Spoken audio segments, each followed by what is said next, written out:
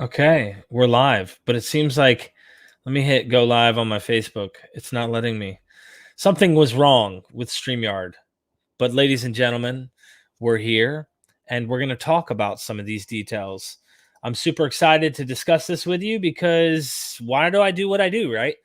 There's multiple reasons. Obviously, there's harm that comes from religions, but there are a lot of things that I guess you'd say I empathize with on the human experience as well as history, knowing where we came from and like what we thought and why throughout time. And it's kind of a survival thing too. So before we do that, I might as well get us started with a little intro, letting you see all of the gods.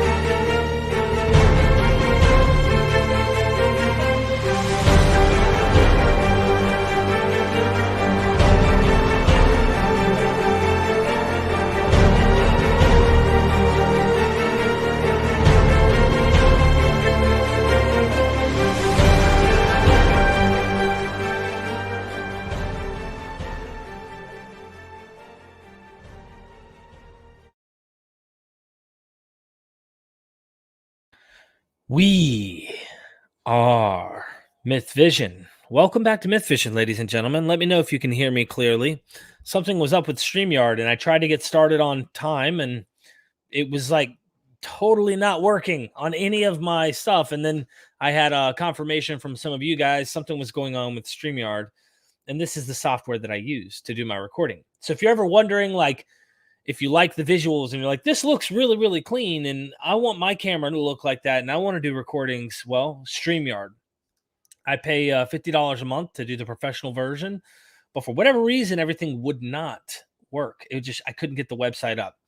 So everybody was down. Yeah, everybody was down. I don't know if it kicked people in the middle of lives. That sucks. But I was just about to start and talk about why I love religions. Like, I love studying them. That doesn't mean I am a promoter of everybody should believe in these and practice and follow everything, these books and all that. You know, there's a debate that happened between Dr. Christine Hayes and a rabbi on the Talmud. I believe it was the Talmud or the Mishnah, but I think it was the Talmud. And the rabbi talked about, when you read this book, you need to read it for practical application, or you don't even know what you're reading, right? You have to read it because the way you read it is to apply it to your life, the wisdom of its teachings and all of the above, right? You're not understanding it. It's like what Christians say, you don't know what you're reading if you don't have a spiritual eye to see the things that are written and hear the things that are being said. You have eyes, but you cannot see, ears, you cannot hear, that kind of thing. It sounds similar to that. And Christine got up, Christine Hayes, and I have to say, I'm not a big debate guy, but this was more like a very friendly academic dialogue / debate. But she absolutely, I felt, mopped the floor on this. Who, what, when, where, why, and how, all of that mattered. What the rabbi was thinking at the time. Where was he at when this happened? What's the point, right? That really, she said, is where she gets her experience out of these religions. And then you can go a step further and say, well, there's some practical wisdom there as well that I've learned from ancient writings. So even if I'm not a religious person or I don't follow that particular religion, there is wisdom sayings that are found in this. There's a lot of the excitement I get is finding out how myths developed, how these narratives develop, why have these stories, what are their purposes. It doesn't have to be literally historically true for something to give meaning or kind of show you the creativity of humans. And the reason why, and this is upfront giving you the answer to why I love religions, is humans are behind them. As much as we want to give it to the divine and we want to say this book came from God, that book was written by men inspired by God, this is perfect and this is from God, and whatever tradition you go to, from Hinduism all the way across to monotheism and you name it, to me it's always humans and their current ingenious ideas at the moment for what they think is true about the world and nature around them. To me, I'm fascinated with that. It's like learning some history. I just read a book called After the Prophet by was it Leslie Hazelton? I think I'm messing her name up, but I felt like this should have been on Netflix. This is another Game of Thrones. When after Muhammad died, there's this like wild history. I mean, drama history that goes on the four caliphs all the way to Ali. And then there's this split between Islam and civil wars that take place. And it is so intense. Do I say we should follow that and practice that? Is that what I mean when I say I love religion? No, that's not at all what I mean. And no one should have monopoly on what you can love and what you can't love about history, these stories. These are all human to me. So I read that book and I did that in a couple days, just driving to my son's birthday for him to go to an indoor water park. And I was like, man, I actually love this story, right? That doesn't mean I would want to mimic and act out 7th century Arabic politics, the expansion of the empire and what was going on in their cultural, religious stuff. No, I mean, that was for that time, for that region, and some people still want to implement that today. And I guess that's their call. I'm trying to be more progressive, but I love learning about this stuff. And you might know more about the psychology as to why, but I could already hear the apologist from whatever view. The reason is God is drawing you, Derek. This is a tug from God to cause you to want to come to this religion or whatever. And I find that fascinating because all of these religions draw me in, right? Even when I start barely touching Buddhism, I'm like, hold on. I cannot open in this. I cannot do it yet. I'm opening too many topics at once. I need to focus. Eventually, I'll get into the history of Buddha and the religion and the tradition surrounding that. And of course, we'll get into polytheism, Hinduism, you name it, other religions as well. But it's a thing that I appreciate, and knowing where we come from, especially if you look at it from a skeptic point of view, I don't have to pick sides. I can appreciate what I see things that need to remain in the past for what they are, and keep going, keep learning. If you have a particular view, as I once did as a fundamentalist Christian, you're kind of stuck with like finding a way to make yours true and everyone else wrong, and hard to appreciate the value of different societies having these religious beliefs and where they come from, how they develop. That stuff's fun to me. I don't know. I'm going to check you guys out in the chat. Tell me if that's stuff that you personally find interesting. And while you do that, let me look in here. Let me see. Okay. What is up, Brad? MythVision strong. David, what is up, brother? How are we today? Good to see you in here, brother. Reading 6,000 page books are not fun, though. I don't read 6,000 page books. I don't personally read that many. I'll read a couple hundred pages up to like 500. I mean, the max is like 500-600 pages is the max that I'll really like read a book, unless it's like academic, but then you don't really have to read it from beginning to end. You can kind of go to the sections you're looking for if you're wanting to like probe a particular subject matter or whatever. But as far as like reading a book itself, I haven't come across one. Maybe I will at some point, but 6,000 pages is a bit exaggerating. Whoa, okay, we are myth visionaries. That's right, we are myth vision. Jean, what's up? We will work on having a StreamYard backup soon. It's been having intermediate issues a lot, strangely enough, in the last month. That's weird. I was trying to get it to work and it wouldn't work. Keep seeking the truth. You will find him. See?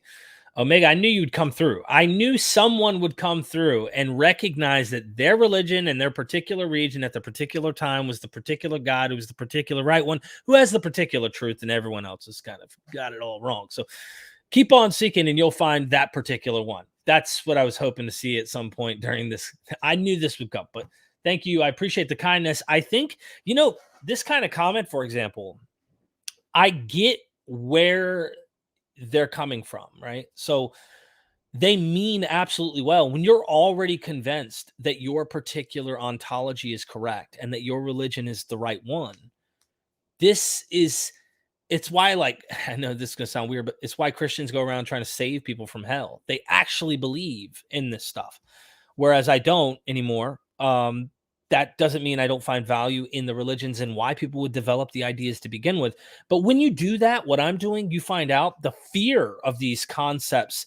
Once you see the development, you stop thinking, huh, that's true. And I'm afraid I'm going to burn because I don't believe in your particular God.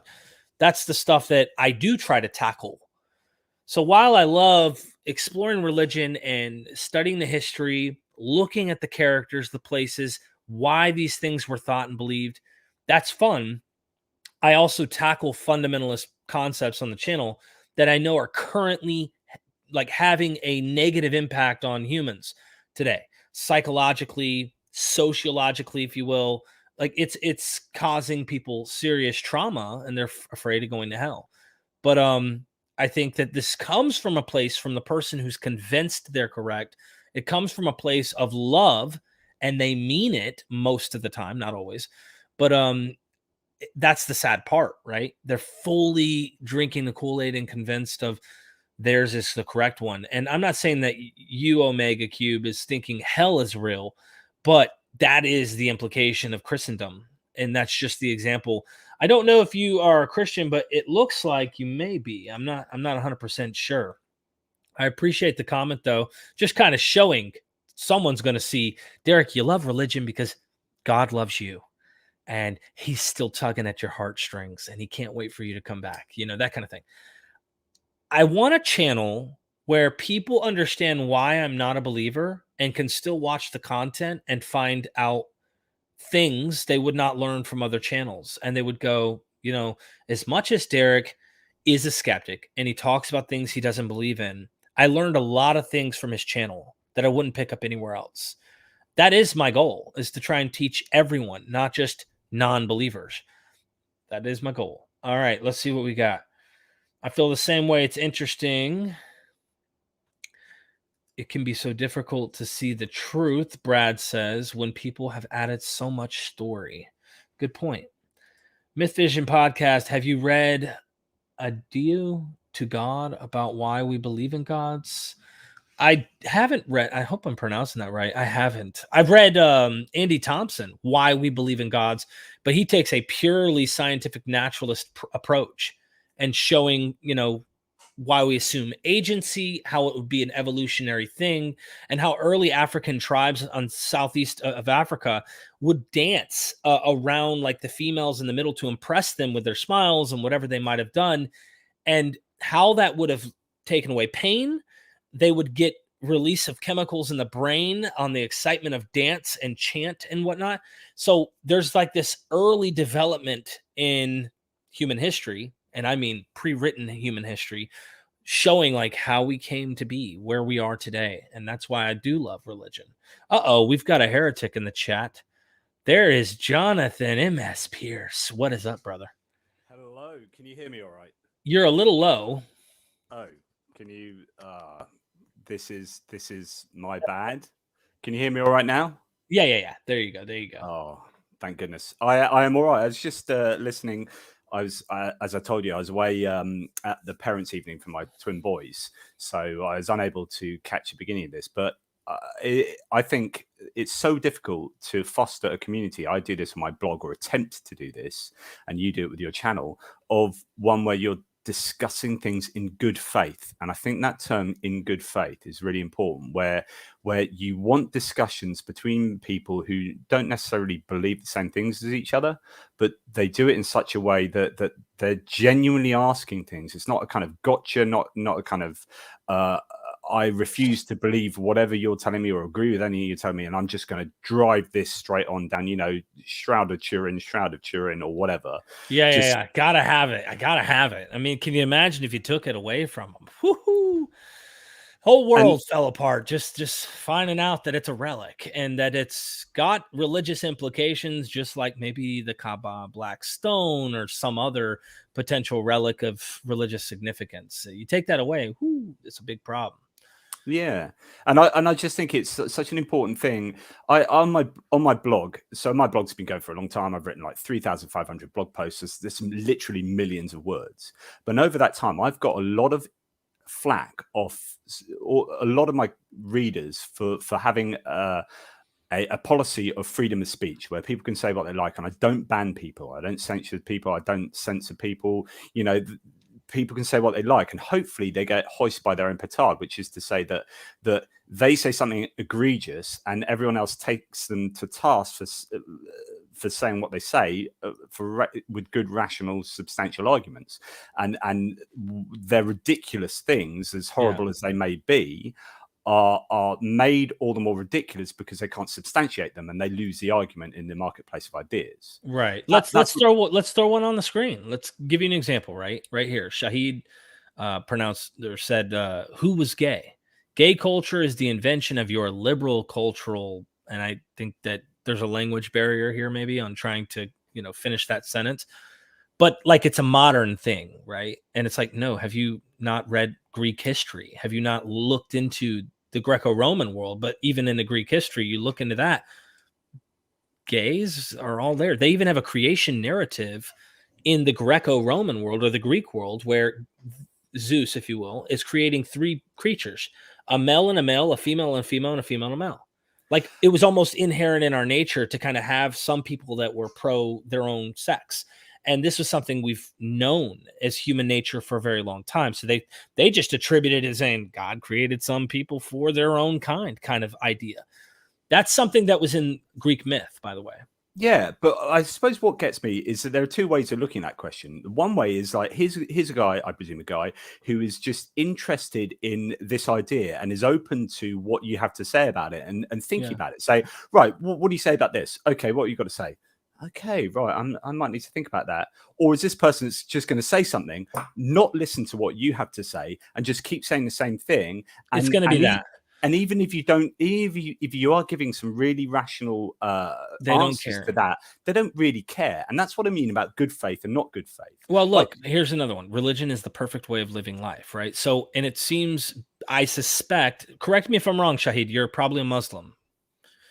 Answer that if you don't mind in the chat, because I'm pretty certain that he's a Muslim, which means he's coming from a position that this is true.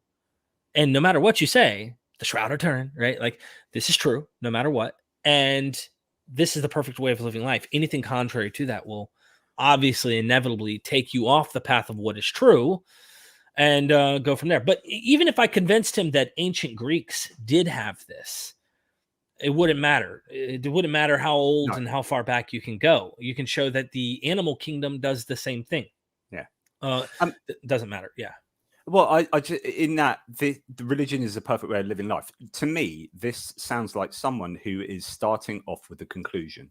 This is someone that's what I call top-down reasoning, which is to say that I am starting with the truth of the Quran, or starting with the truth of the Bible, and I'm going to make everything fit into that by arguing backwards, rather than starting with, I'm going to assume I know nothing about reality. What are the basic building blocks of reality? And I'm going to build my worldview up from there and see where the evidence takes me. And if that takes me towards the Quran or towards the Bible, then actually what I've done is I've built my belief in the Bible or the Quran on solid foundations, right? And I'm not starting with this thing up in the air and building these stilts back from that are really kind of wobbly, because I'm just propping this thing up. I'm starting with a conclusion and then backwards propping it up with not very robust sort of bricks and foundations. Do you see what I mean? Yeah. I got a couple super chats. I definitely see what you're saying, though, and building that up, but that's not usually how religions work. In fact, most of the time, that is not the case. It is 100%. Subjective at the end of the day, and that's the subjective is objective to them. So this is something that it becomes their solid foundation. Thomas Payne asks, have you read Woke Racism? How a New Religion Has Betrayed Black America by Professor John Wickwater? Does a religion require supernatural beliefs? Two completely different questions. Yeah. So that first one, I've never read that, by the way. I've never read it. So I am admittedly a liberal lefty. Okay, so I'll lay my cards down. But I think I can substantiate. I can back up my beliefs, my political beliefs, and my social justice beliefs on a whole load of philosophy. What I will say about wokeism is that this is part of the culture wars narrative. You might think some things are happening that are the left cancelling certain things. Is this a thing that is happening a bit, but is being blown out of all proportion by someone who is wanting that narrative to be perpetuated? So I would argue that the right always wants to sell culture wars stuff. It's about abortion. It's about Christmas is the war on Christmas. It's about wokeism. It's about the left, and they might have actual real nuggets of issue at the bottom of there somewhere, but they're not nearly as big as people are portraying them to be. So that's what I'd say about wokeism. I think there's this. It's just this idea of the culture wars. It's just a huge culture wars narrative that wins the right elections, and the left can lose elections because they start arguing about policies and all these things with the head up here, but they don't argue with the heart and fear and emotion and stuff like that. So I think that's a whole different question to, does a religion require supernatural belief? Yeah, what would you say to that? Because some people will argue there's state religion in China for atheists, right? They worship the state. Oh, I see where that's going. Yeah. I mean, as an example, just an example. There might be more examples, I'm sure, but so that's a really good question. So the question is, how do you define religion? Really is what we're saying. So does it necessarily? I think you could maybe reinterpret nowadays. So I would initially say religion has to require belief in a God. I think it's a God belief system, because that's how we've kind of grown up using that. And when you start saying, well, communism was a religion, like state communism in Russia was a religion of sorts, then you're starting to sort of bastardize the word a little bit. But that's not to say that's not valid. There's an interesting discussion to be had there, but it would be semantics. You know, but words, because you got to remember, and this is part of building your whole worldview from the bottom up. And this is what I do. I don't want to mention my books and stuff, but I did it in my last book. You're welcome to mention your books. Yeah. But it's when you start looking at how language works, is actually how abstract ideas work, right? So abstract ideas like, what is a hero or what is a chair, right? You and me might have different ideas of what a hero is. Who's right? An alien might come down and have a different idea of what a hero is, or a chair to a cat might be a bed, right? To me, a tree stump might be a chair. To you, you might say that's never a chair. I define a chair like this, and there's no right or wrong answer.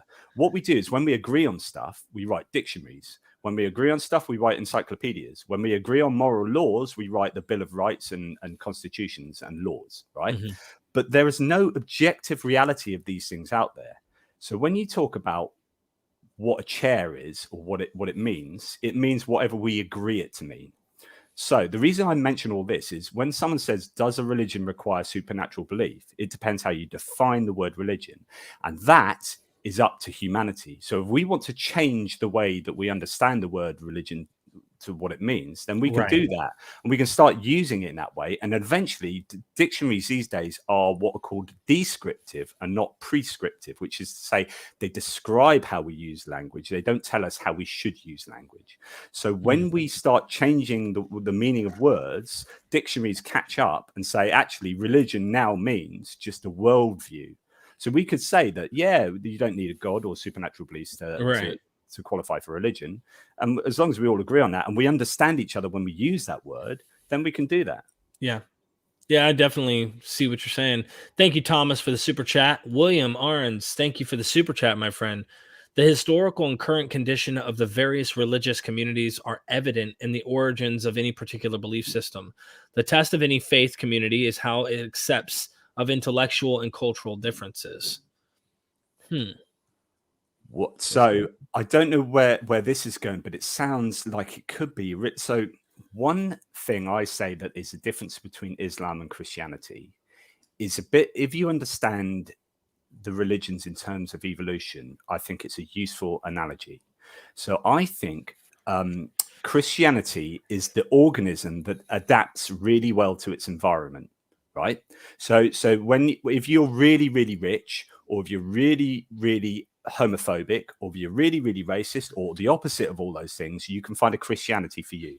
There are 42,000 different denominations of Christianity. There's a Christianity for everyone. In other words, like an organism, it adapts to its environment. Okay. I would argue Islam is pretty opposite to that, and it demands that the environment adapts to it.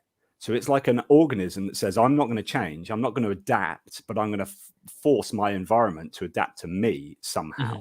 Do you know what I mean? Yeah, no, I definitely think the majority, I can't say for every person out there. Sure, you can come up with your own Islam. There's people who do that actually. And that's why a lot of Muslims that are Sunni, which is the majority of people, are looking over at these, not even Shia, even though there's a huge split there.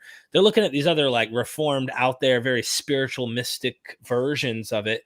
And they're finding a way to like make it work. But I do see like serious conservatism, and I don't mean it necessarily political. I mean, period. They want to hold on as much as they can oftentimes to these what the text is saying and what it probably meant then, instead of reforming to try and like go along with society. This is a big battle right now within it, I believe.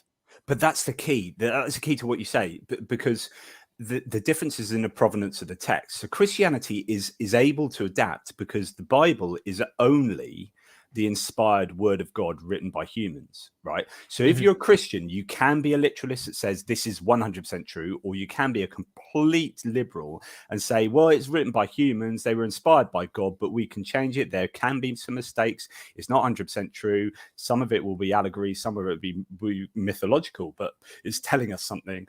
And so you get and all the different views in between. So because it's the inspired word of God only, you can mold it. Right. I would argue that the Quran is the immutable word of God, written, understood only in one proper language, Arabic.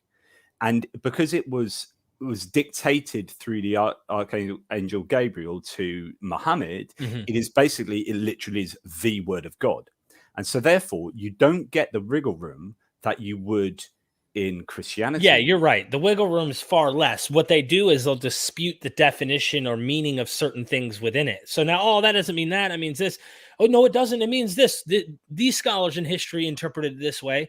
This guy in history understood it to mean that. So yeah, there's wiggle room, but the wiggle room doesn't allow you to say homosexuality is okay, or to say, something that's what we call progressive, right? They're definitely going to go, no, it's not teaching that. That's not welcome at all. And that's, I think, what you're trying to get at.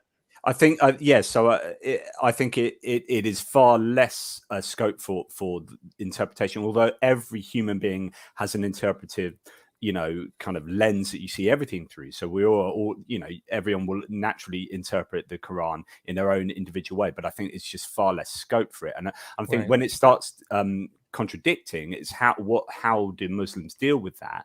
And I think the best framework they have is the theory of abrogation. So I think it's called NASC, which is where the later stuff trumps the earlier stuff.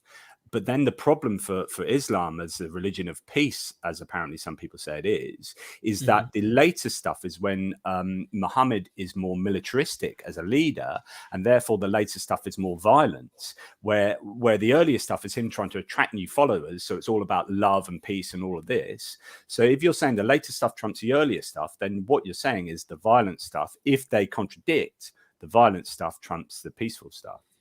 Yeah, there's always a way to harmonize everything and to find a way to still refer back to the earlier stuff, just depending on the situation you're in, I guess. But yeah, it's a difficult process. I mean, when we're talking about these things in particular, these are the things we don't practice. That I'm not saying I love this about religion. This is not what I even titled the show to be about. The point is, though, there are things I don't love, but I wanted to talk about things I do, just to point out I love the history behind this. No matter how ugly something might be, I love learning to find out what was going on and where and how. It's all of our history. We all come from a dark time when things weren't as easy as they are right now for us. And in some countries, it's still dark. There's some places where things are still bad. And you might go, well, why do you love them then? Well, it's part of our it's kind of like a fossil in our history, to know how we thought. And I wonder if we exist, if we don't go extinct, in a couple thousand years, let's just say, and multiple enlightenments take place because we keep progressing, we might look back and go, I'm glad we now know more about what we did back then through these religions, and be able to see how to keep ourselves from being so tribalistic that ended up killing each other. I mean, this is what we ended up doing. So as much as there's a lot of bad in religion, I still find a lot of qualities and stuff that I enjoy doing about it. It's kind of like I don't believe in comic books, and I'm using this. This is not the analogy. My point is not trying to say the whole Bible or anything is purely fiction. I enjoy reading comic books or watching some of these superhero movies, not because I know they're literally true. There's definitely morals to the stories, but trying to know what they were thinking when they were writing these stories, the little things you don't hear in Sunday school, right? Or in any type of pastors preaching or an imam teaching you in a mosque or something, you're going to find out things you wouldn't have learned. That's the exploration I love getting into. Like I'd love to see, and I haven't seen this yet, but I'd love to see like a Muslim who's preaching from the Quran and then gets to the two-horned man and then says, listen, there was a lore going around about Alexander the Great. And, the Quran paints him as a monotheist, but we know in history that he was further from that. He adapted any religion as he went along in his conquest. The reason why we see him as a figure in the Quran as special is because he had such a mighty and successful military conquest that we can only imagine that God or gods were with him in the process. That makes sense to me as to why they would think that. But no, when you create a complete narrative and say he was a monotheist, if we're looking to poke holes, we can find them. We can see the development. I enjoy that, but I still want to know why they would have put that in there. And I find that fascinating to me. Yeah. It's not because it's ontologically true. It's just fun and entertaining, and I enjoy figuring out how humans created narratives and spun and twisted things like that throughout history. Yeah, definitely. Sorry, I think that the nature of that question, going back to what William says there, the test of any faith, well, of course, when you're testing something, you have a success criteria of whether you pass a test or not. So what is the success criteria for a faith community? Well, surely it would be growing, how well it grows. So to go back to the Christianity versus Islam, you can grow by adapting to society, so that it doesn't matter what your society is, as long as you're quite useful as a belief system, like Christianity can be for people who for the comfort after life or whatever function Christianity or belief can give you, it can succeed if it can just adapt to any society. So whether we're the Enlightenment or not, whether we're interested in making loads of money and profit and economics or not, Christianity is there to adapt to it. Whereas I see Islam as much more, the success of Islam in growing is more in theocracies and more in, in very much a more overtly powerful kind of way. Do you see what I mean? Yeah.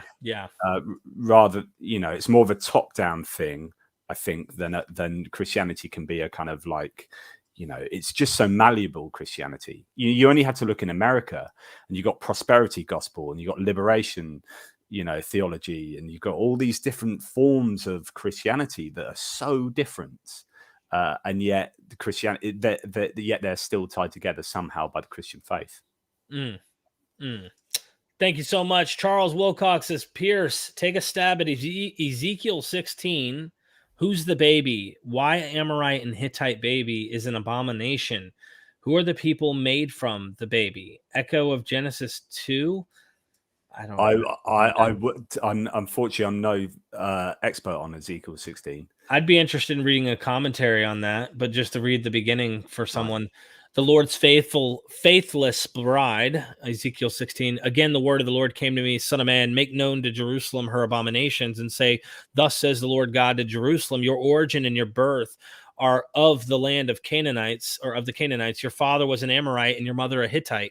And as for your birth, on the day you were born, your cord was not cut, nor were you washed with water to cleanse you, nor rubbed with salt, nor wrapped in swaddling cloths. No eye pitied you to do any of these things to you out of compassion for you, but you were cast out on the open field, for you were abhorred on the day that you were born. It sounds kind of, there seems to be some type of, I guess, what would you call this? What kind of genre would this be? This is not literal, but he's trying to give you an idea of the birth of Israel. I don't really know, though. Symbolic. Yeah.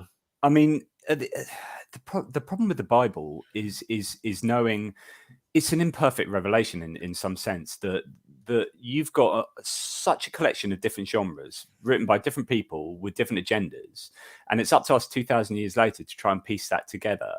And if you're a Christian, to say, well, this is the perfect revelation, the Bible is the inspired word of God, but it has to be the best form of revelation because I believe in a perfect God and God reveals perfectly, surely, then you're like, how can this be a perfect revelation if we're sitting going, what the hell does this mean? And you got so many people arguing, well, this refers to Jesus, and other people going, no, clearly doesn't refer to Jesus. And you're like, well, how do we, like, if God's intention was to get as many people believing him as possible, and you've got on the one hand Jews using this book to say it's the best revelation to lead to Yahweh, and you've got Christians saying it's the best revelation to lead to actually a different form of Yahweh in the Godhead, and then Muslims might come along and say this is talking about Muhammad, and you never know how it goes. Yeah, and so therefore you're left just thinking, well, this is a bit of a rubbish revelation then. I don't know. Yeah. Thanks, Charles. Appreciate it. Look, I think looking into someone like John J. Collins might be able to answer this particular question. Yeah. Because he's going to look at it and try and understand it historically and critically. Sometimes you can go to the Talmud and the Mishnah and find out like interpretations that maybe rabbis have had about these things, and maybe they know a thing or two. Sometimes you got to go through that. You got to go behind that, because later interpretations of things can oftentimes paint a different picture. And that's what we see in all of these versions. Dirk had a comment, and then I want to get to the next super chat. I'm afraid an intellectual approach doesn't make sense here. It is typical Protestant thinking that religion would be a matter of believing. Rather, it is a matter of irrational community traditions. Would you want to comment on that? I think that's really interesting. So I think belief is broadly psychological anyway, and it functions quite often as something that is a community-based belief system that is there as a form of glue for social cohesion and for identity and identity politics. And so therefore, you look at somewhere like Northern Ireland and the troubles in Northern Ireland, and I was saying this the other day actually, and to say that people say that religion causes war, and I don't agree with that. I think humans cause war, and then they attach religion to it as a reason after the fact. And actually, religion is just another way of driving identity between communities. In it's another way of doing tribalism. Okay, so it's not in Northern Ireland, Protestants against Catholics they're not arguing really about the content of what their beliefs are. They're like, our history is based in Protestantism. Your history is based in Catholicism. You are that group. We're this group, and we're going to fight over it. And we're wrapping up with nationalism as well. And so, therefore, I think religion and community. If you put that, can you put that comment up again? Yeah, which one? The one that just that last one that you about. Yeah. So rather, it's a matter of irrational community traditions. Exactly. So I think religion is exactly that. It is basically just a form of tribalism. It's just a manifestation of tribalism. And I think in that sense, it's not particularly rational. The rationality is a post hoc thing. You grow up in this community, and then you spend the rest of your time trying to rationally show that your community is right and that community is wrong, that your belief system is right and that belief system is wrong.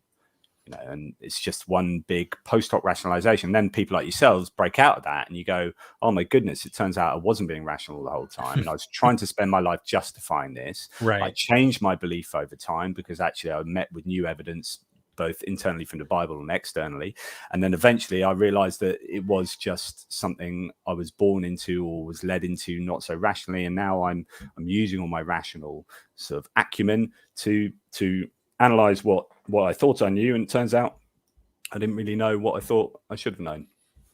Thanks. Appreciate it. Inspired One, thank you for the super chat. Apologize for off-topic question. I would like to start a channel with Luther. I know you were friends. Could you facilitate a meeting? So let me chip this away here real quick. We're still friends. Luther helped me start this, and the reason he didn't continue with me on MythVision is his schedule. He's busy. He wanted to start writing a book. You're more than welcome to email me. I'd be happy to get you connected with him and set up a discussion. Maybe he'd be happy to join you from time to time. Maybe I can't read, Luther Williams' mind, Dr. Williams.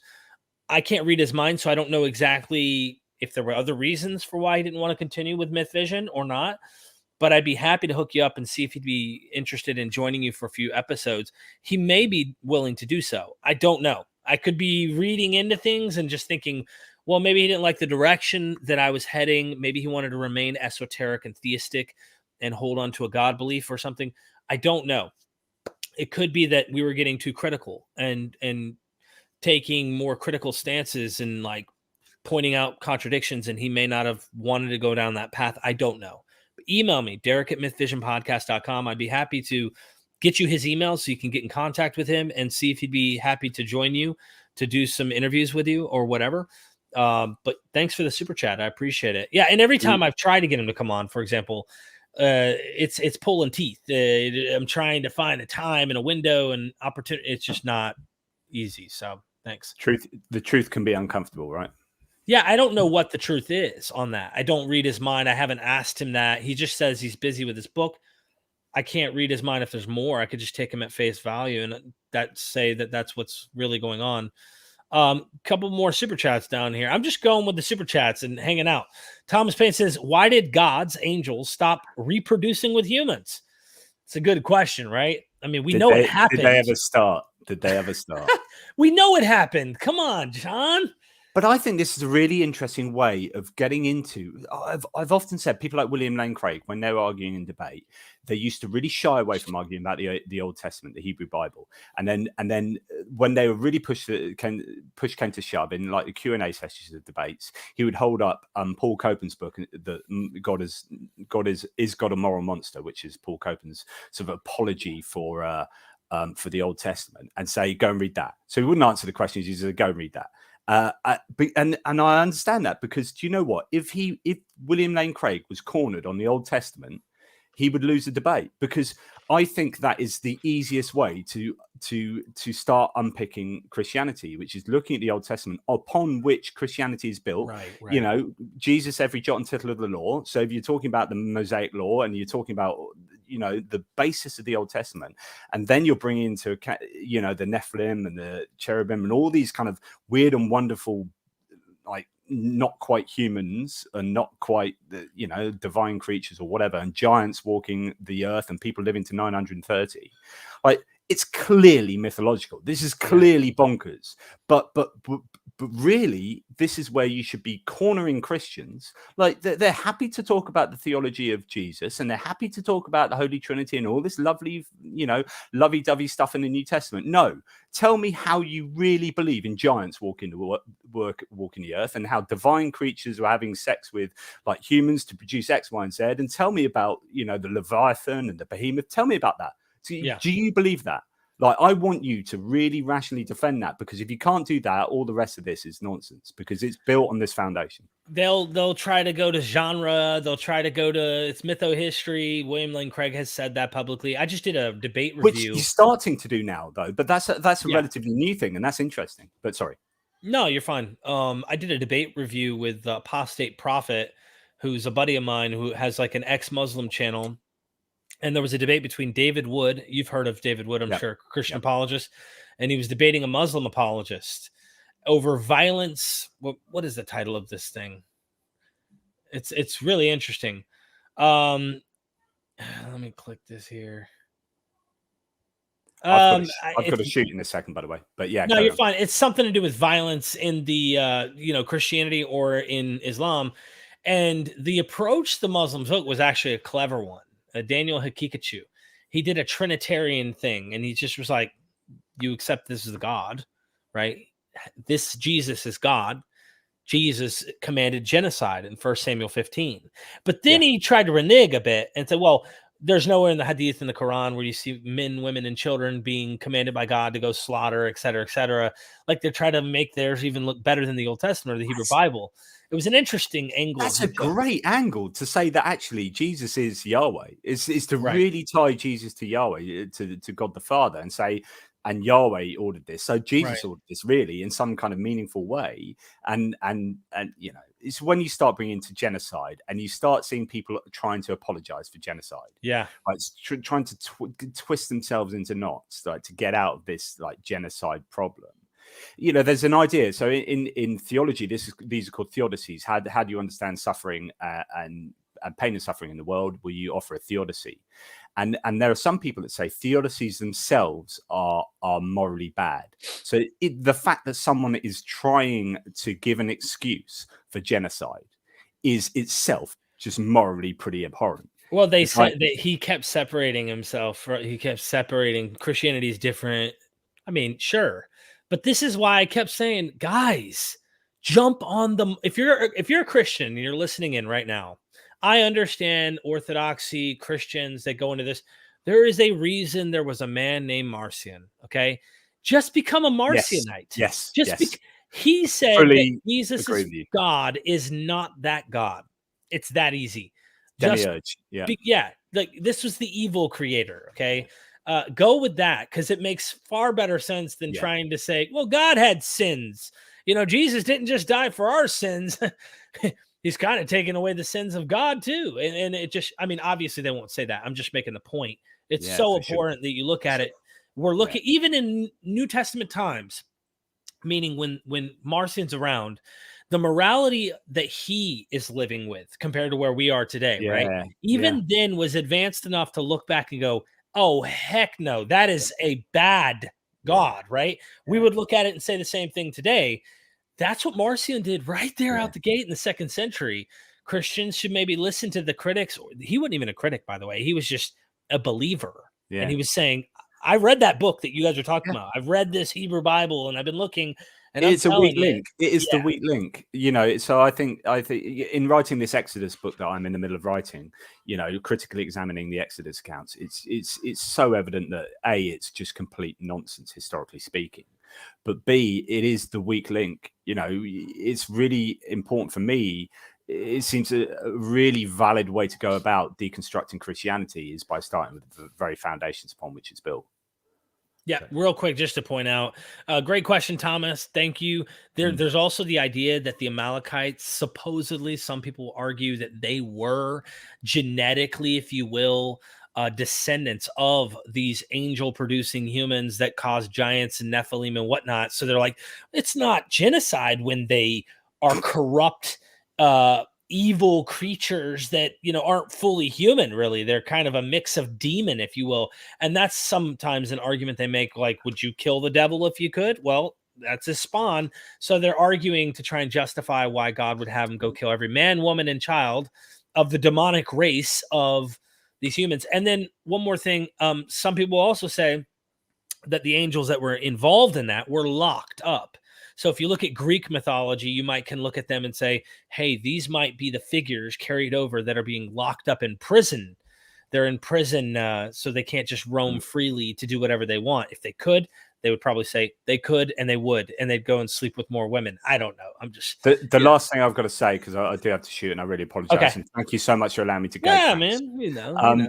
But what I would like to say is all those theories you just hit us with there. The great thing about them is that they're all really well defended by archaeology, history, and genetics. I mean, they're just so superbly supported by archaeology. Oh my gosh! You know, that archaeologists working in ancient Near East can't move for like bones of like semi-divine human, right? They're finding them all over the place. All over the shop. It's just they so, can't. Yeah, there's no way to get around it. We skeptics on the back foot. Yeah, we're way behind. Hey, Dr. Josh is in here, and he just wants to let everyone know that I taught them everything that they know.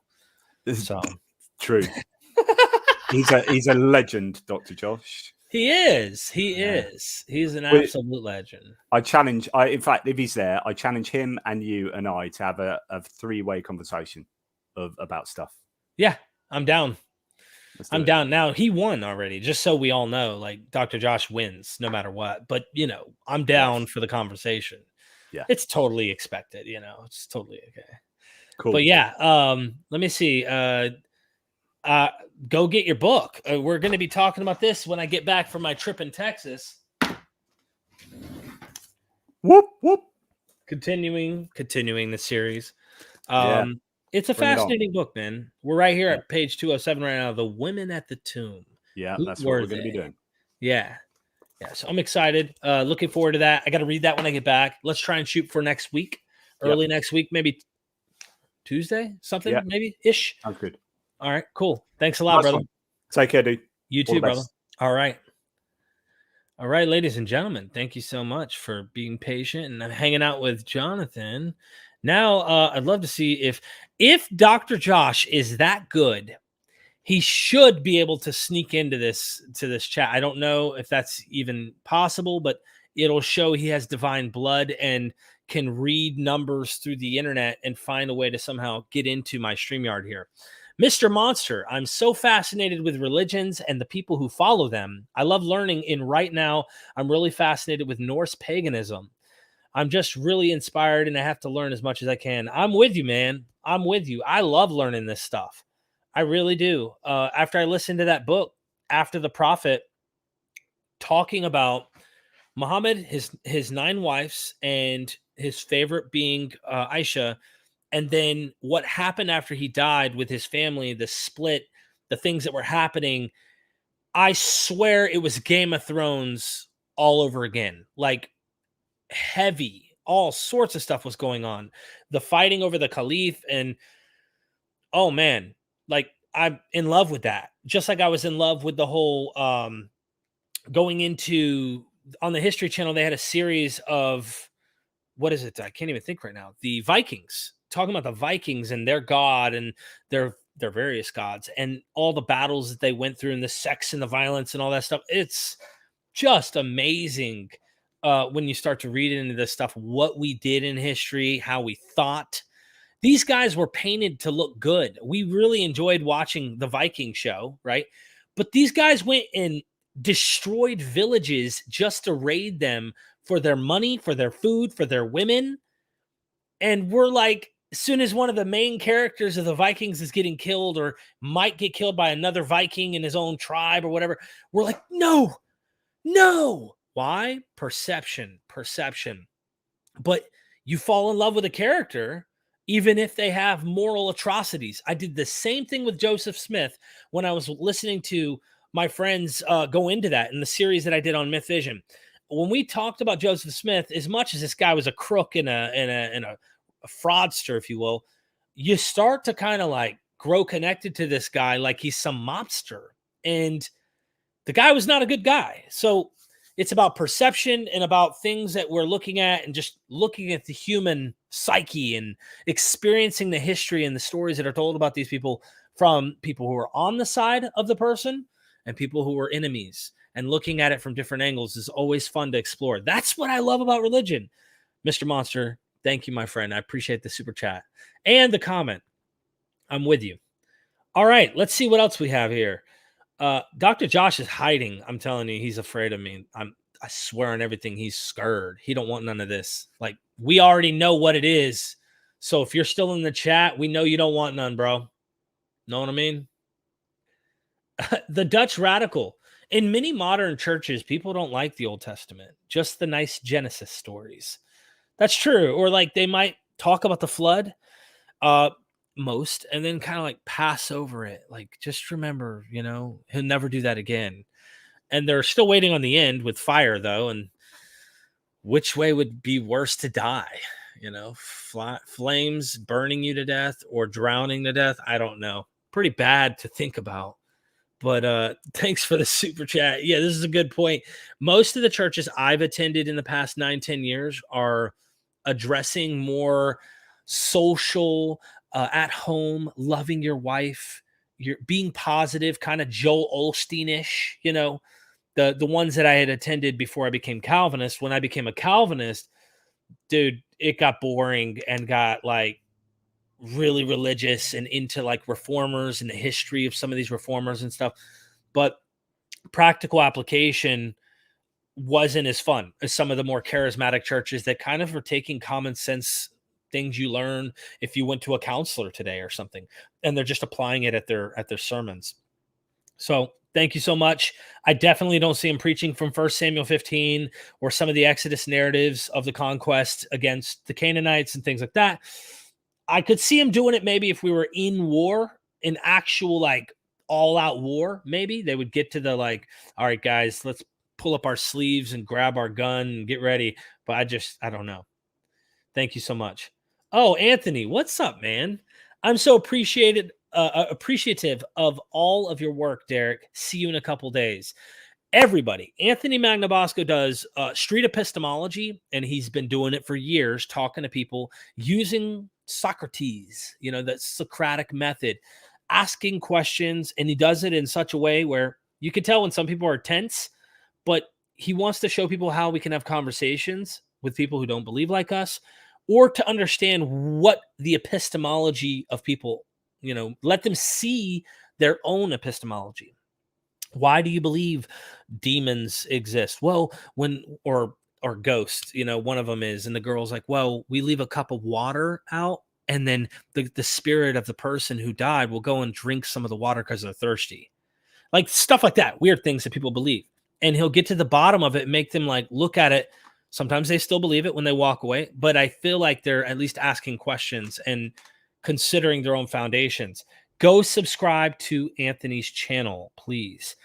If you're into the things I'm into, you're going to be into the things he does, because it's all about why we think what we think. Why do we believe what we believe? Thank you so much for the super chat, bro. I'll be seeing you in a few days. We'll do some recordings too while I'm down there in Texas.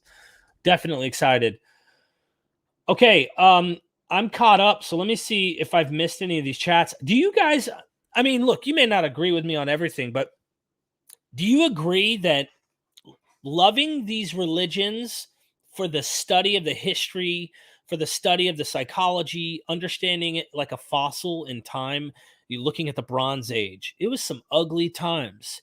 Slavery was a universal system implemented in these days. Like, learning about that, why we did things the way we did them, and how we did everything from agriculture to marriage to what we believed and why. Is the volcano a god, or is it controlled by God? Or, these things really fascinate me, understanding the history behind them and the narratives. Do you agree or not?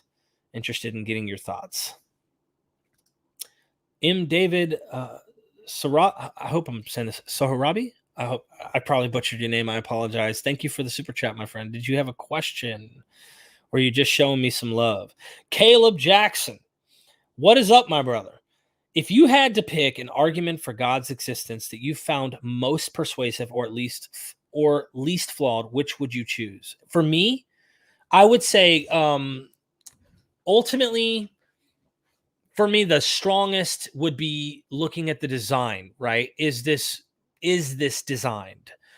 Why do I feel like everything's okay, right? It's subjective in a sense from my own perspective, but I live in a homeostasis type of situation where everything seems to be okay.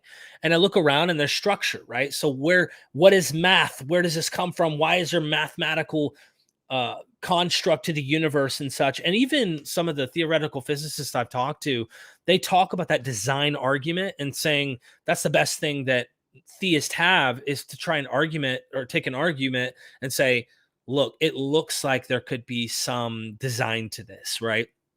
Now, of course, they don't conclude, therefore, theism, but trying to explain how randomness and yet there's still structure to the universe makes sense as a non-theist. That's the stuff that they'll talk about. But I would say the strongest would be that whole looking at the universe and saying, does it posit that there could be design? And that would be probably the best, in my opinion, and it's just my opinion, for theism. I think that's the argument when you say God's existence. So that would be the most persuasive, just looking around and going, okay, is this designed or chance, right? And that would be where I'd come from. Thank you so much, man. And by the way, Caleb Jackson is the guy that came on and had a debate with Jonathan Pierce. Well, it was like a debate discussion. I wanted to get your attention. That's why I called it a debate. But it was like a conversation with me, him, and Jonathan on the resurrection of Jesus. He also sent me a question to give to Delcy Allison Jr. on the resurrection. And I asked that question. It was really about the return of Jesus. Why didn't that all happen at Jesus' resurrection or whatever? And it was an interesting question. Love you, man. Thanks a lot for all you do. And just being a very balanced, respectable Christian who's not a fundy and who also thinks everyone's going to be where God is one day, right? So if that's what you believe, at least you have an optimistic end. And that's something I think anyone should be happy to hear, right? Even if I don't believe what you believe, it's an interesting thing to say, nah, we're all going back. We're all going back to God. That'd be nice. That's a nice way to put it. Henry, you should do the ACA with Matt Dillahunty. ACA, what is that? The atheist thing, I think, the show he does. Sorry, the thing, I think. I would love to. Yeah, maybe Matt will have me on sometime. I've done an episode on one of their channels, but I can't remember the name of the channel. But it's pretty much just taking in phone calls from people who had questions and were asking critical questions. There was stuff about aliens in it and ghosts, demons, and then psychedelics. It was an interesting show, but I'd be happy to join them and hang out with Matt. Matt's pretty blunt and bold and intense, whereas I think I empathize in a different way, but maybe Matt's getting like that because he's been softening up a little bit over time. I've noticed sometimes it comes out pretty guns blazing, but I'm not as much a call you on your BS as Matt would be, so to speak. If he thinks it's BS, he's going to be rude or blunt sometimes, I think. And that's just my own viewing of Matt Dillahunty. For me, I understand why people believe in things, and I'm sure he does too, but I'm more sympathetic, I feel, for the people who are stuck there. And we need the blunt atheists who say these things, but we also need people who kind of take a softer approach and want to respect you for just being human and like take you through it.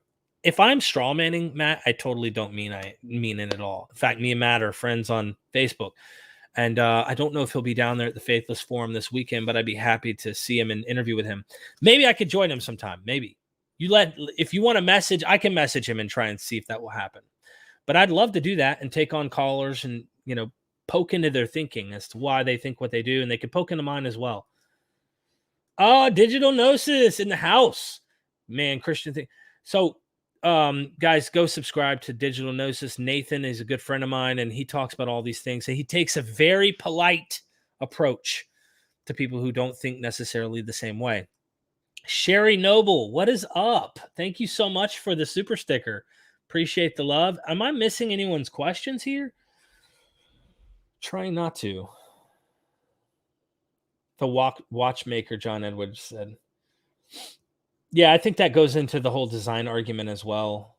Sherry, thank you so much once again, my friend. Did you have a question?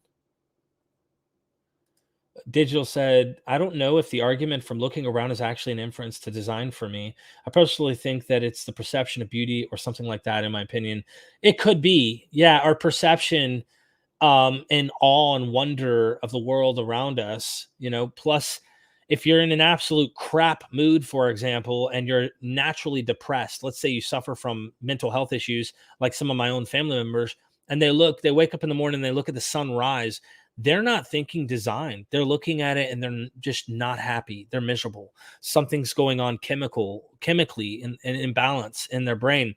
And they're not even thinking that way at all. But when I wake up and have my cup of coffee, sometimes I'll just be like, what a wonderful world. What a beautiful place that we live in as humans. And I look at other humans and I admire humans and I see beauty in humanity, even though there is a lot of ugly out there as well. I'm more of a glass half full kind of guy, but I also don't have chemical imbalance. So it could be perception, like you said, man. I appreciate that. A is for alien. I've been very interested in the history since I've left the church. I think because we didn't learn the history in Pentecostal evangelical church. What even is doctrine? This is a good question. Ultimately, I'm with you. This is a really, really good question. Why am I obsessed with learning about these things? Because I was not taught them at all. Now, Orthodox Christians will come on and go, yeah, I see. I could tell you weren't taught. You have a Protestant angle on everything that you talk about. Maybe that's the case. But I also think that the Orthodox position kind of lets that rubber band stretch. I can go wherever I want, but I'm still going to hold on to a foundation. My epistemology is still Christ in the church, and this is true. And they're not even being critical of that to a point where they're not believing sometimes, not all. To me, I'm glad I've been free to be able to analyze all of these things and have, I can look for good in all of them and see bad in all of them and try and do that without having like, all right, remember this one's true at the end of the day. This is the basis of truth. And then I'm going to go and explore and look, but remember, come back to what I believe is true. And that's my version of Christianity, not me. Cut all that out. All of them are human. All of them are human. I repeat for the third time, I believe every single one of these religions are human in origin and based on the perception of nature and whatever else might be going on in their own worldview during that time. You know, what's going on in the world around them, you name it. So that to me is the most fascinating part, is looking back anthropologically and then looking at nature and saying, did they glean that from observations around them and then incorporate it somehow religiously? That's what I like. And I hope the religious out there who watch this can say, Derek, I'll respect that. I'll respect that. Because I've had some people commenting saying, thanks for not taking too many jabs, like being overly critical to the point where you don't at least admit where something might be beautiful or where something might have wisdom and something good there. All you did is poke holes or whatever. I want to try and be balanced and say, there's some things we've learned about religion that we still use today. I got a super chat here, but I want to make one point. Someone asked me, Derek, if there's anything you learned from Christianity, what's the best thing you think you learned from Christianity? And this might philosophically be true in previous religions, but I admit that the self-sacrifice that you find in the concept, I know it might be a horrid concept, the idea that Jesus died for sins of people. The point is that whole where Jesus says nothing is greater than a man laying down his life for a friend, that self-sacrifice, that concept as a human, because we're a social species, is deep. My brother's about to be attacked, and I know it, using an analogy, and I know that they're coming and they're going to kill him. But I go in his stead to not only protect him and know I'm going to die doing so or potentially die, and do it to save my brother's life. That is the deepest thing I can do as a human, in my opinion. And that is something that I learned. Also forgiveness.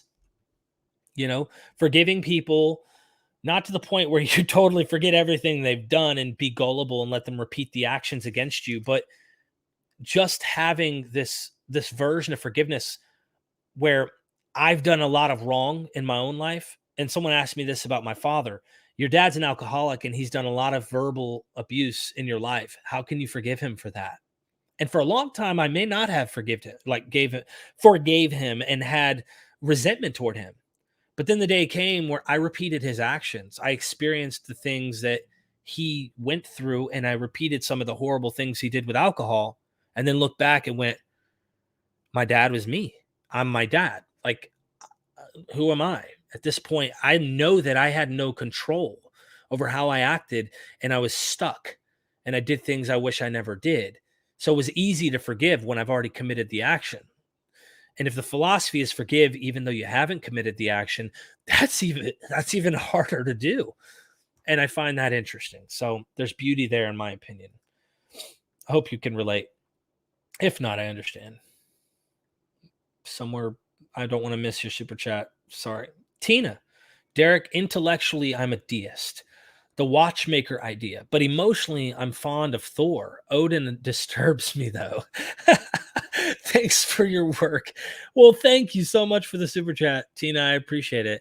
Have you checked out my friend John White? He has a YouTube channel where he goes into the Indo-European, Proto-Indo-European religions and the mythology and all of that with Thor and all those good things. He's a channel worth checking out on this, who's like in the academic milieu.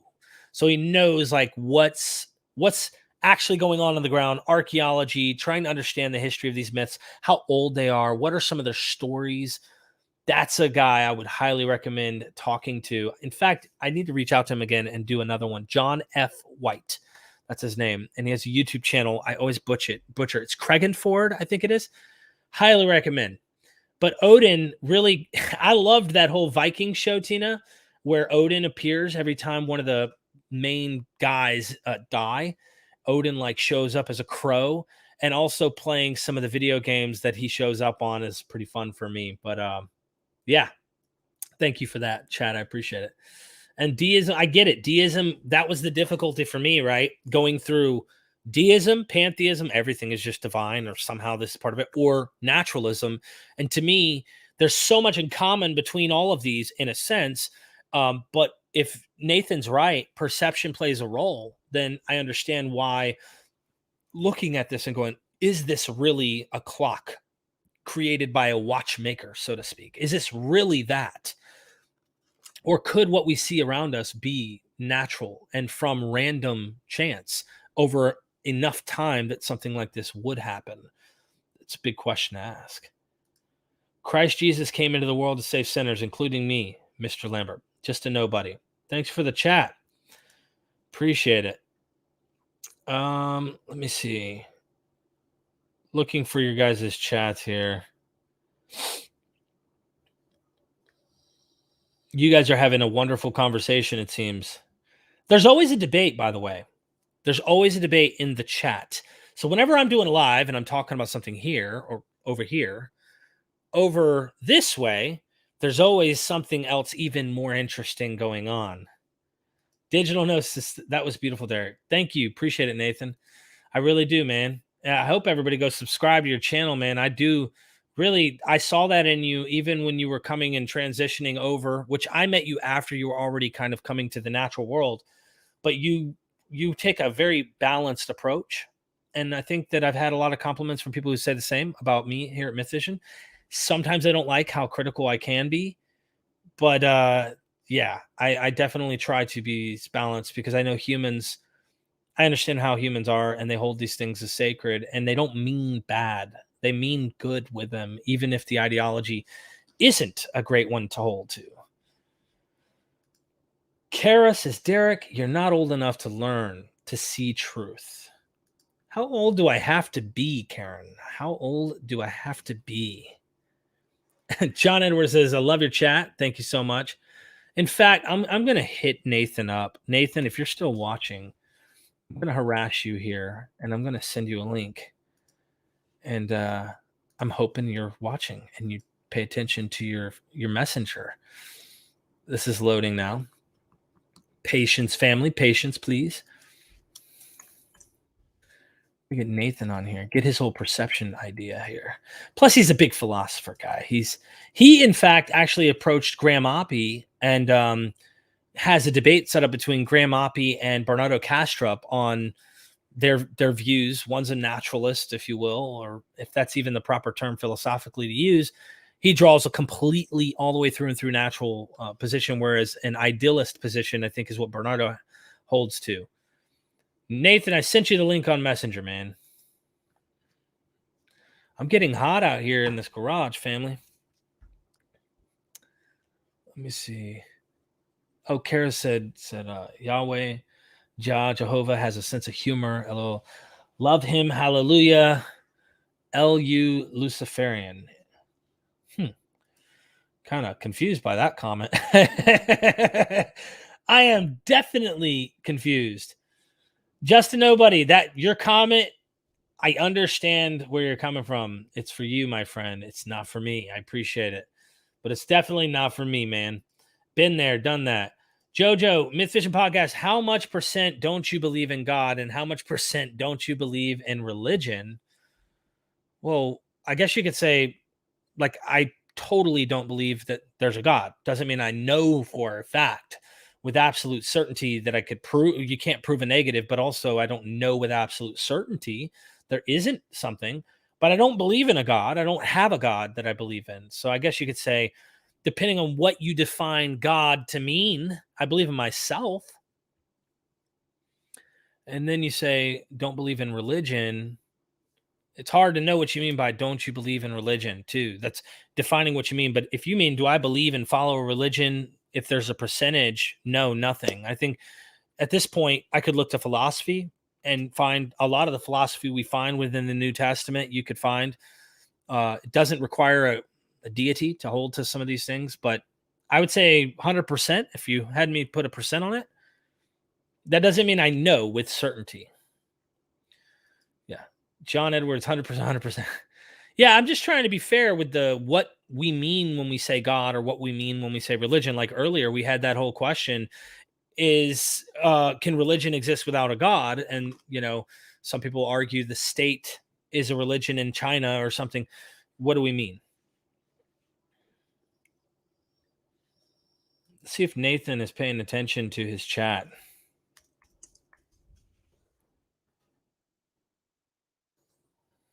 Okay. Sherry says, I wish I could stay. We'll keep watching as I can. Personally, I see the Bible as a series of stories reflecting what people experience and could share to the best of their ability, good and minis. Thank you, Sherry. I appreciate that. Yeah, I definitely think that there's a lot of that going on, but sometimes they're just writing myth. Maybe they know this is myth. Maybe they know how to sell a story. It's really, really interesting. Nathan's on. Nathan, what's up, brother? Hey man, how's it going? Can you hear me? It's going. Yeah, it's going. Tell me, what did you like about what I said there, brother? The thing you said before. Sorry, I was just checking my microphone was okay. Yeah, I just thought it was really beautiful, man. Thank you. That you sort of recognize this pattern. That I guess there was like a sort of coming of age theme in there as well. Like at one point in your life, maybe you resented some of these characteristics about your dad, and like rightfully so, right? Because what he did in those situations wasn't right. But then you sort of saw as you lived out those things as well. You were like, well, I am him in a way. He was this like kid who became an adult and then just had these vices or whatever and acted them out. And then you sort of learnt this like meta story that kind of enabled you to forgive him in a way, I guess, but also become a better person yourself and maybe help him out in some ways as well in that relationship. So that was like a really beautiful thing, I thought. Yeah. In fact, I've helped my dad get into rehab a couple of times for alcoholism over the years. And I don't know, no matter what, my presupposition deep down is that I love my dad. And I don't have a choice in that. That's just something that I have instinctually in me, is that I love my father. And he's definitely committed some things that you would go, how can you, he's drunk, blackout, did things he shouldn't have done. But for a time, I was like, I never want to be like him. In fact, I didn't even join the military because of him. Right. He was never home because he was always gone away. He's in special forces, so he's always traveling. But then also the military had this pride about him. Like he had this, I can only imagine a Roman emperor or somebody would have that kind of ego. You know what I mean? Like I am God kind of ego. And it was just too much. But I always looked up to him like nobody can beat him, that kind of thing. And then later on in life, I look back and go, all right, Dad's definitely created some serious issues here. And the way he fought with Mom and me and my brother in a difficult house. And I was like, I never want to be like him. But then the day I was like him and I woke up and I had hurt my wife from alcoholic blackout. And I realized like, I didn't want to live. It made me feel like that. So I was like, this has got to end. I can't. And I had to let go of everything I thought could have been holding me back to continue drinking and all of that. So I forgave Dad. But I think I had already, like, it was not like one day I just like, come down to the altar and then you'll get saved. And then you walk down to the altar and then you get saved once you say those words. And no, it was like, it happened naturally, just came to recognize Dad didn't mean to do this stuff. Yeah. He didn't know he couldn't control what was going on. So yeah. But that was the whole point of the forgiveness thing I was bringing up about Christianity. Whether that philosophy existed before or not in other religious movements, the point I thought was the self-sacrifice, and especially if it's for somebody you didn't love. Imagine if you didn't know them or something. Yeah, and right. That's a deep philosophy to hold to, Yeah, I actually yesterday listened to an interesting talk with Rowan Williams, who was the Archbishop of Canterbury in the church, which is like the head of the Church of England at one point. Oh, And wow. he's like pretty left wing, even for, like UK is more left wing than America in general. And he's got some really interesting takes on ethics and stuff, which is informed by his Christianity. In the talk he was giving, it was quite interesting, where he was saying that this one kind of principle in ethics of like solidarity for the other, but what that also means is like there's this self-sacrificial aspect to it, where true kind of solidarity with like other groups, like seeking for the justice of I don't know whether it's people who happen to have been born in other countries or bad circumstances or whatever.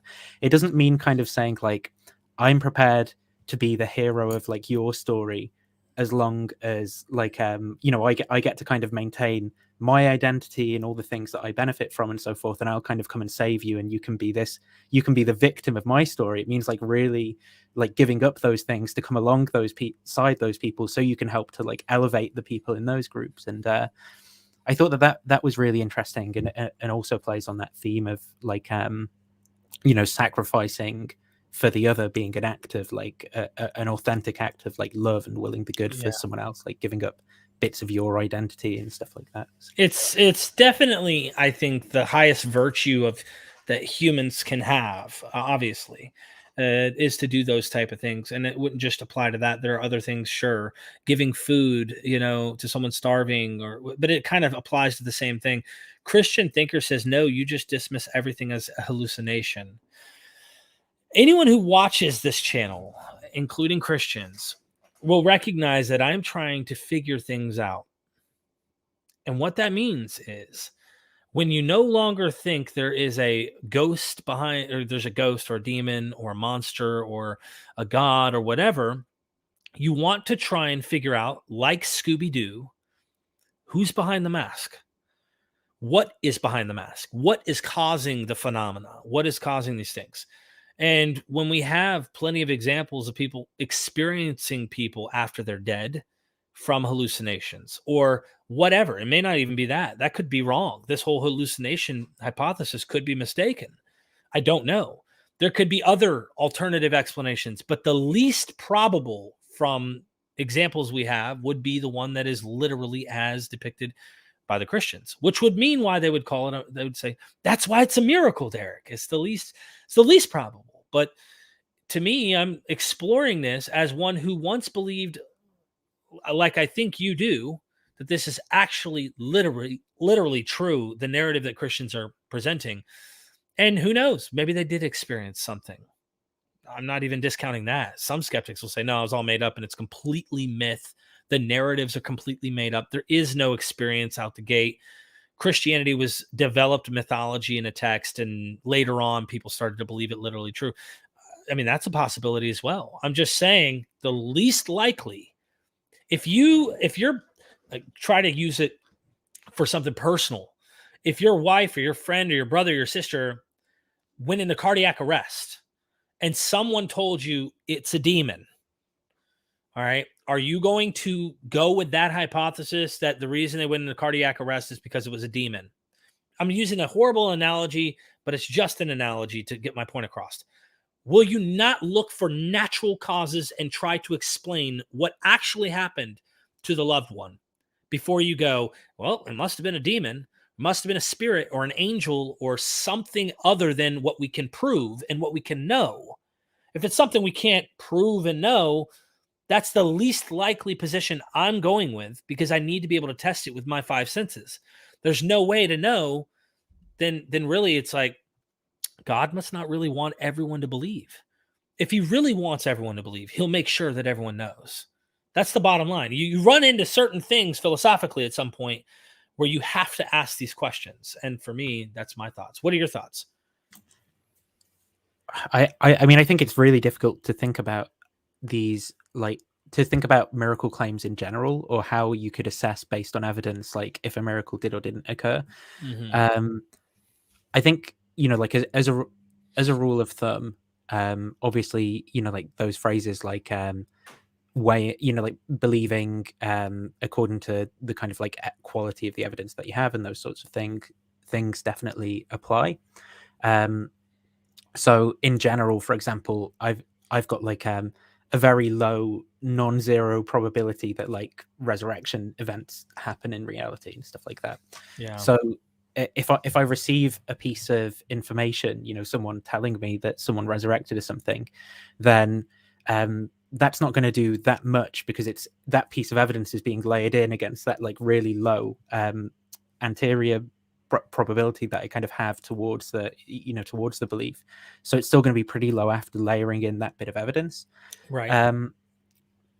But then there's also, so I think from the Christian point of view, Christians have got to be sympathetic towards the fact that it's very reasonable for people who are skeptical to be skeptical, because all you need to do is provide a natural account for the evidence, and there's ways of doing that.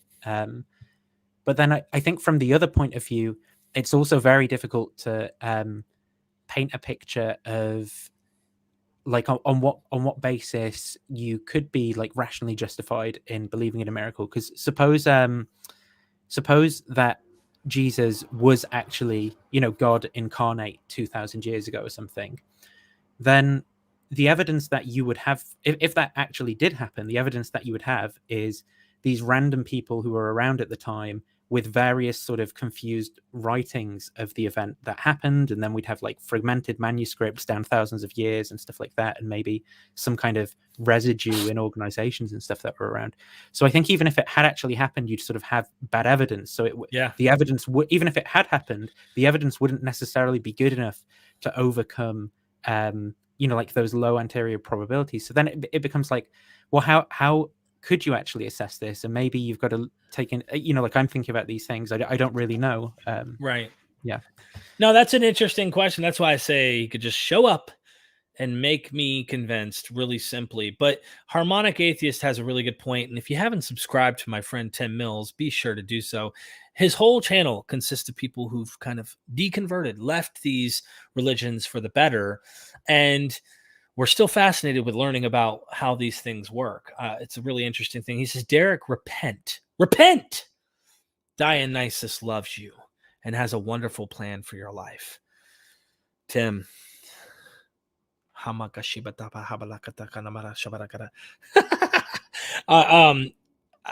know what to say, man. You kind of put me on the spot now. I feel like I've got to repent to Dionysus now. It's kind of a tough one to do, but everybody, in the name of Dionysus. No, I'm just kidding.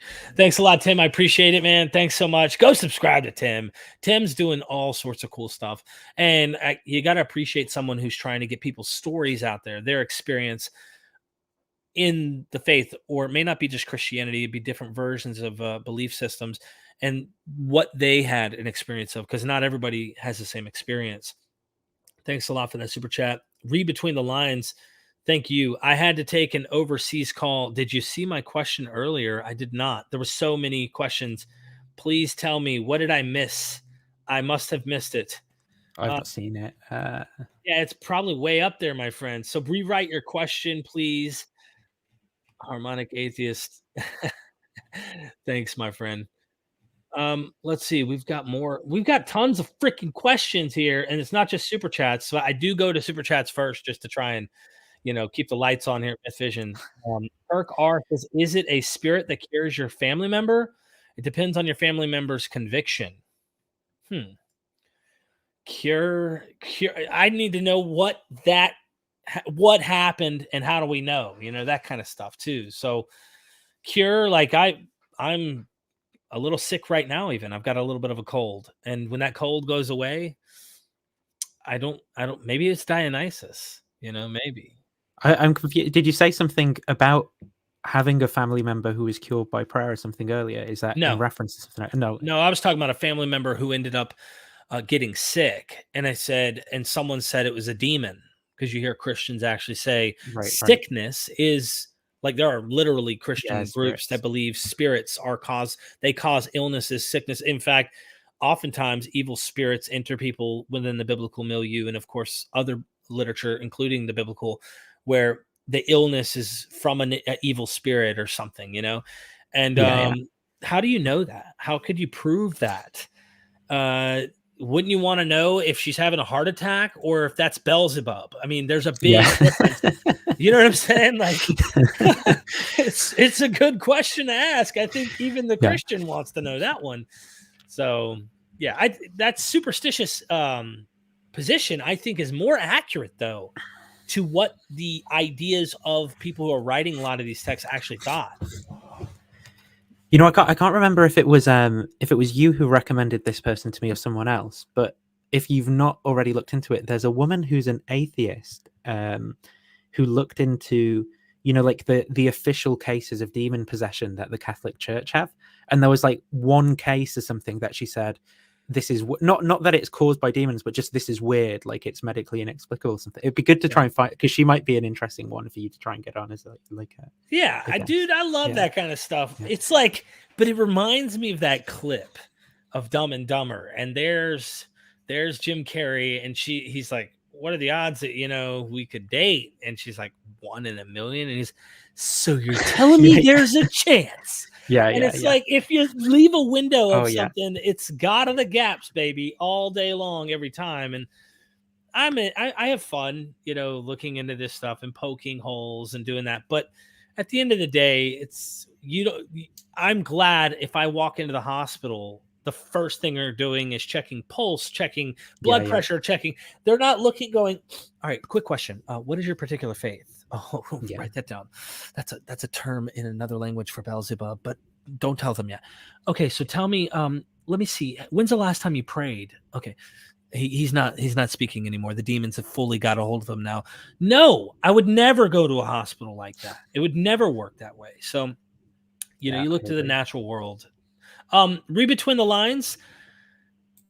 I don't remember if I redeemed that book or not that you emailed me. I need to redeem that. Is there any way you can forward or resend it? Because I cannot tell you how many emails I get every day, my friend. Please refresh that email to me. I'd be happy to redeem that. I've been listening to a lot of audiobooks while driving, and I'm going to have a long drive down to Texas, so I'll have time to be able to check out the book here soon. Thank you so much. And thanks for all the compliments, everybody. Rock on. Awesome. Everybody. Mr. Monster says, what is your opinion on the soul? Is there soul? I'm going to let Nathan start with that, and then I'll piggyback. Yeah, I mean, like, I don't really have an answer for you, right? Like, I sort of lean towards no. Right.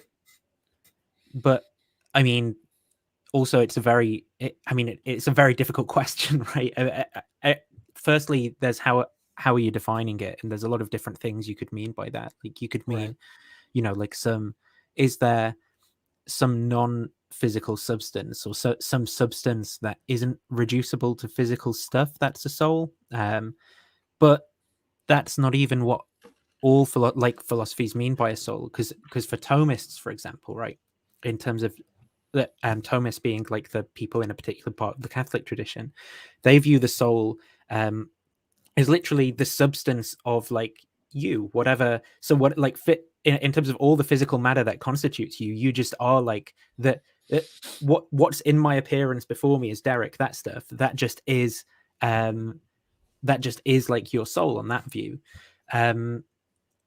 In terms of weighing up the different in terms of weighing up all these different positions against like different kinds of naturalism, then, you know, naturalism's generally going to be more parsimonious, but there's still a sort of open question in neuroscience about the hard problem of consciousness.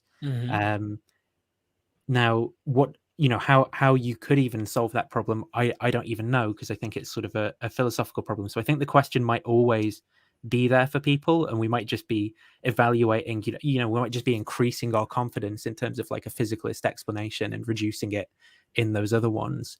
But it does seem like physicalism might also entail something like illusionism about consciousness or something like that, and that might push a lot of people, even neuroscientists, away from accepting that point of view, because the sort of phenomenology of experience might just seem, like something that's just so real you can't really like lose it.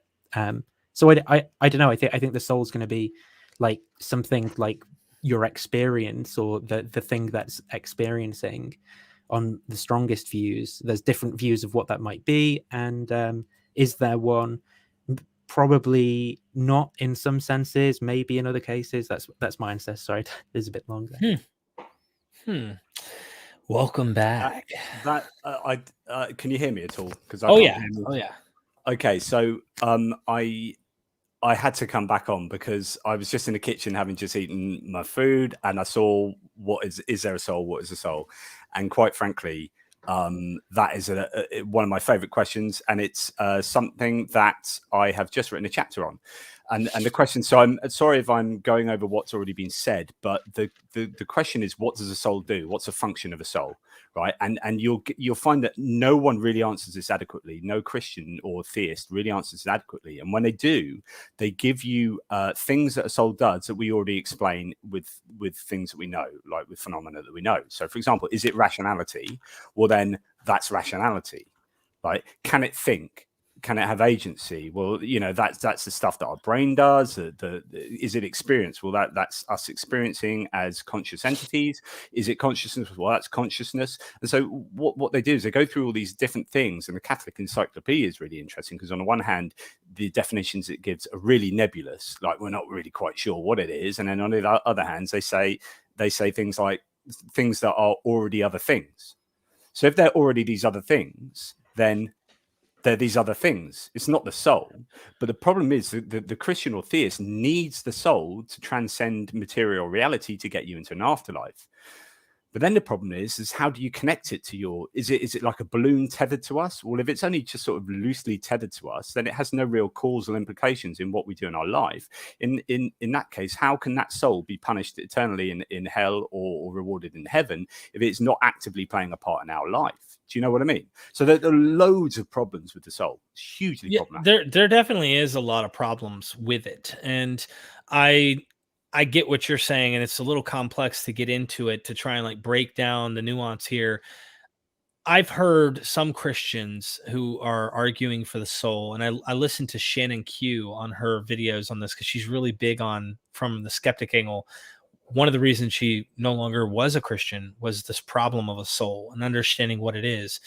But you're right. Like once you've explained, well, the brain does this and it causes that, and this is that. They're still saying, well, behind all materialistic things, behind all of that, typically, this is what I most commonly hear is the soul is active in those compartments. So when we've had like, who's the scholar, the doctor who talks about the brain that we've interviewed? Mark Soames? Or Mark Soames, yeah. Yeah. So like you take part of the brain out, the function of the soul now is limited. Like there's limits to the soul based on the physical matter that is limited of you. You see what I'm saying? All you're doing is saying the soul is consciousness in some way. Yeah, that's pretty much what they're doing, pretty much, oftentimes. And it becomes a soul of the gaps kind of argument where it's like, well, we can't understand consciousness, so therefore that's the soul. And that's what gets us from here to heaven and hell. But then the problem is saying, well, what parts of you, how does it represent you? So if your soul is you in heaven, is that you as when you died, when you had dementia, like when you couldn't remember who you were and who everyone else was? No, okay, that seems patently ridiculous. You couldn't be wandering around heaven as some kind of lost dementia ridden person. So maybe it's an average of who you were over life. Well, then it's not really you. It's like some kind of perfect form of you. Who's getting to, how does that get calculated? Was it you 5 years ago, 10 years ago? Well, then, how is it representative of you? Your soul, is it an arbitrary point in your life? And it's just problem after problem after problem. And then when you're talking about like punished in hell for eternity, if you believe in that, then it's equally the same sort of problem. I could see a joke where we all go to heaven and then there's Moses and he's stuttering at the front gate. We go, well, what's wrong with you? oh, this is my soul. He had a stuttering problem or whatever, supposedly some speech condition, and he had Aaron doing the speaking for him in the Old Testament. But imagine we get to heaven, here's Paul saying that thorn in my flesh is still here. Well, it's a thorn in my soul now. Yeah, it's kind of funny. But that's a really good point. I've literally just written a chapter on the soul and chapters on heaven and hell for this book against the omni-God, against the triadic God of omniscience, omnipotence, and omnibenevolence. And the idea is that if you go to heaven, right, and you have certain characteristics that aren't quite perfect, maybe you still qualify for heaven, but you may be a little bit jealous, or you get a little bit angry in certain contexts. Do they get like wiped clean?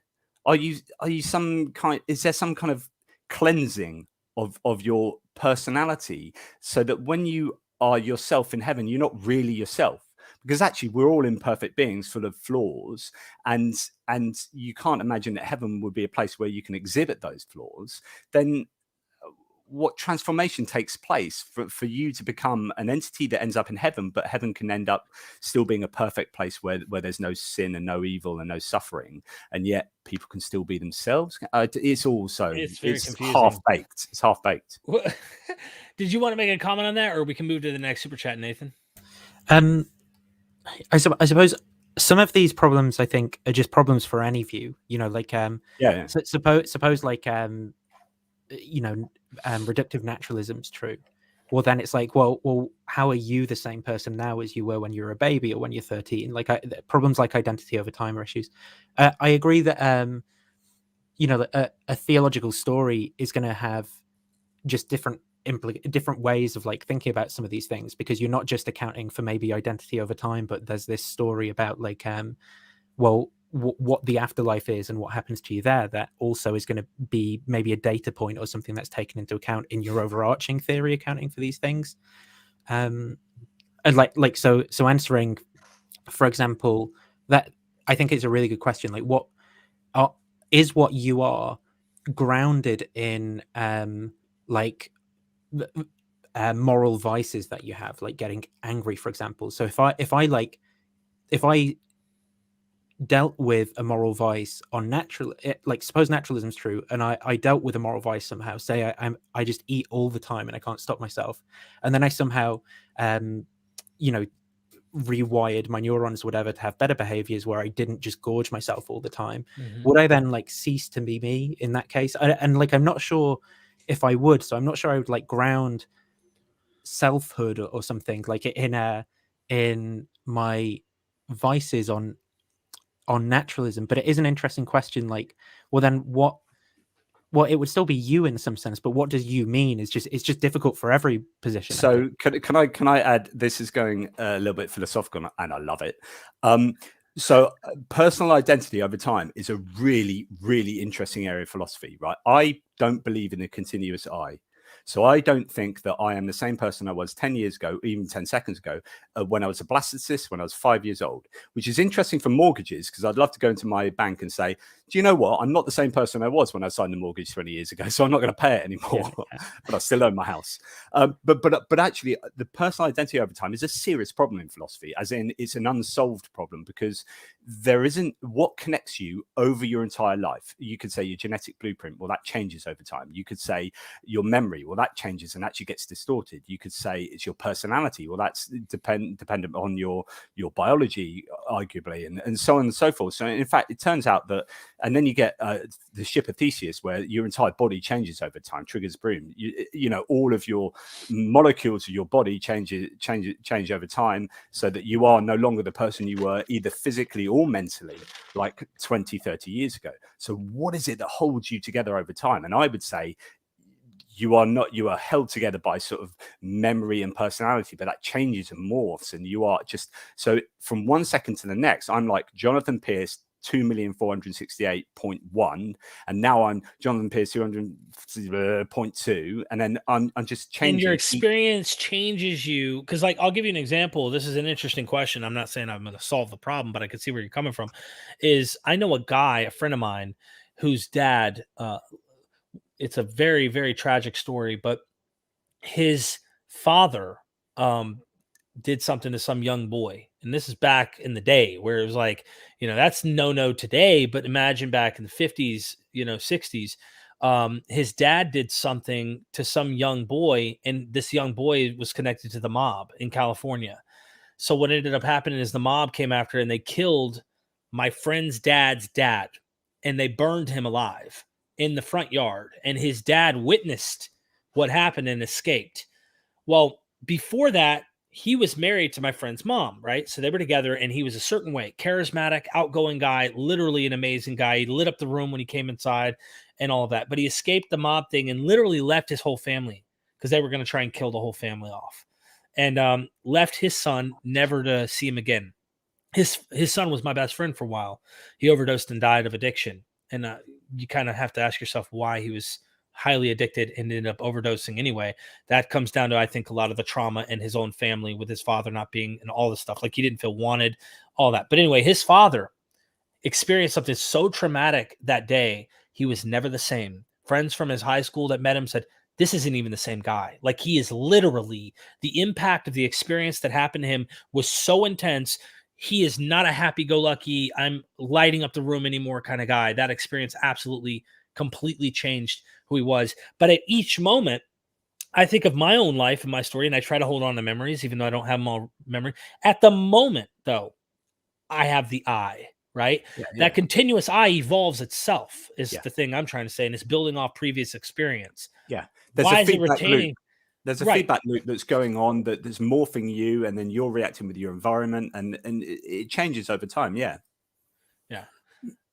Anyway, but when you then talk about the soul, of course, this makes the soul even more difficult to understand because the soul needs to, if you believe in a soul that transcends earthly life, that you represents you in heaven, and there is no single you, right? There's a you over time on earth, and when you've got this continuum, trying to represent a continuum with a kind of instance that then goes to heaven and then form its own continuum is just, I don't know that you can actually make sense of that in any coherent way.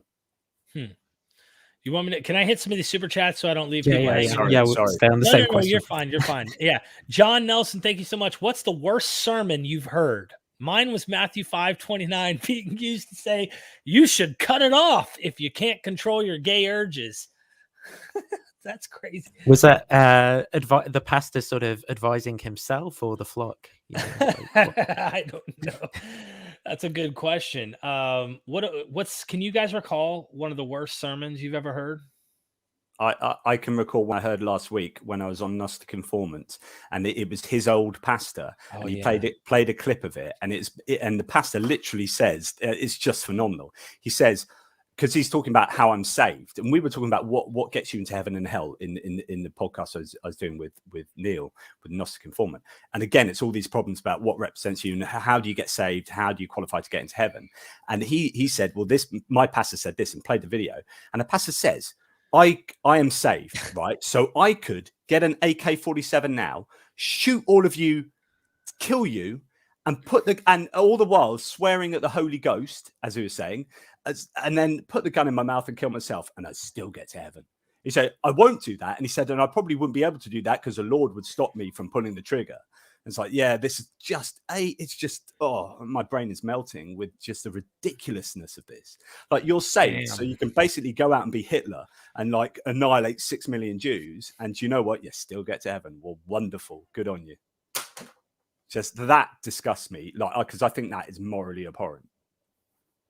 He's the same pastor who's talking about boobies or something. Like, he was saying some things, and I like the way he said it. I was like, he's got something on his mind right now. There's definitely something on this guy's mind when he was preaching. Nathan, can you remember any? One of them, which isn't so much from like a particular sermon, but I remember sitting down with someone who was in the youth group, and the guy who had been teaching the youth group, and the guy who'd been in the youth group said, oh yeah, I remember that time when you said, if Jesus told you to jump in front of a bus, you'd do it. And everyone was just like, yeah. And the guy who'd been in the youth group was saying, and I was the only person to disagree with him or whatever. And I was just so shocked by that. I was like, what kind of weird view of like distorted divine command theory you're trying to sort of reconcile with your intuitions of morality to come to this bizarre conclusion that if Jesus told you to jump in front of a bus, you'd do it. And telling that to kids. There's a logical consistency in that, though. Like I say this often, and I probably said it to Derek. This is like the Westboro Baptist Church, as terrible as they are. They're celebrating like the coffins coming back from Afghanistan of like US service people. Then they've got a weird kind of logical coherence there that they are celebrating God's judgment because God is omni, and everything that happens must be perfect and in etc. etc. So therefore, if God decides that these people are going to die in this war, then that's the best possible decision that can be made. So therefore, if Jesus was to ask you to jump in front of a bus, that technically has to be the best possible world in some way, or a journey towards the best possible world. And that's the awesome judgment that you can't question. Yeah, I agree. I think it's ridiculous as well. But from my point of view, I guess I think like they, at least by most other people's standards, right, of the good, the only way to be consistent in that logical sense is going to be by basically being a psychopath or something. Like I think the more reasonable versions of theology are going to take into account, put some emphasis on like our intuition of the good, and take seriously the idea that everyone comes to know, good moral facts in like the same way. So if there's some kind of tension between, the appearance of a deity telling you to gun people down and, that your kind of moral sense in that circumstance, then probably listen to the tension there rather than do it. And it's always the radical groups that are just willing to sort of like take that reductio and be like, yeah, I do it, I just kill everyone. And that's the really dangerous and scary thing. It's why some philosophers call that ordinary morality, and it's like the idea that you've got this moral intuition that is at odds with the kind of theistic moral value system that appears to be in place. But it's really interesting because you could also, on the one hand, you could say, I am going to do that Jesus, I'm going to jump in front of the bus because you're obviously brilliant and you know what you're talking about, so that's a great thing for me to do. But on the other hand, you could go, well, I suppose you can't really second guess and go, well, I could be Abraham and this could just be, and so I won't do it, because actually Jesus is still expecting you to do it. And just as you're flying in front of the bus, the angel a goat appears. this ram will get in the way and get run over. So I can't imagine how many delusional people in history that have ran into that. God told me, and they really believed they were going to be saved from whatever. And nope. In fact, some have even argued, and I've heard this from what's the dude's name? Osho or whatever, some Indian looking dude. And he is like, even Jesus died in disillusionment. And he did it in a way where he's so like special with his words and whatnot. And he was just like, he says, why have you forsaken me? This idea that he died in absolute disillusionment, hoping that and thinking he was going to get saved at the last minute, but he wasn't saved and he died. Like, well, yeah, but it's just like, what? Really like a itinerant preacher being, I mean, that makes the most sense of reality, right? Which is like, okay, he didn't think he was God, but he probably thought he was the Messiah, maybe. Or at least, everyone was telling him he's a Messiah, if you're a historicist, and Jesus was there going, right, anytime now, come on, no, okay, why? God, why have you forsaken me? And of course, speaking to God makes no sense of the Holy Trinity, so that makes far more sense of someone. yeah, there's a lot there. The worst sermon, I can't think of one. There's probably a bunch. I guess some of the worst things this goes into a question someone asked me a long time ago, like, what are one of the beliefs that you had as a Christian that you 100% believed that was really not good for you? And it was absolute predestination, trying to be consistent with the Bible and with this idea that I'm reading in Romans 9. And that, like, it really, I think it would mess me up sometimes. I get like, I think I was going crazy sometimes thinking about this because I try to understand from God's view. And it was like insane that this is all like a puzzle and it's all God's puzzle. And everything I do, God, like every time I'd go and look at pornography or I'd do a sin or something would happen. Or if bad things happen, like all of that was God's will. Calvinists wanted to split it into two different wills. And so that was one of the worst things I think I ever came across, was trying to justify this and then try to explain from my previous idea that God loved everybody and wanted to save everybody when I was evangelical and just a regular evangelical Christian, to Calvinists, where I was like, actually, no. He saves the people he loves. Enough said. Like, if you are not saved, he did not love you. And in fact, he didn't just not love you. It wasn't a lack of love, like some Calvinists wanted to take a soft approach. It was I hate you. God had loved and hated people. And it was this teaching that really, I think, was the worst. And there was some preachers that really knew how to put it into words and do it in a way that was powerful and all that. But it's really ugly. The whole thing was really ugly. It's primarily ugly because God is creating entities in order to hate them. You know, you don't have a choice over being created yourself. Mm-hmm. Like, this is something that happens to you. You're a contingent being.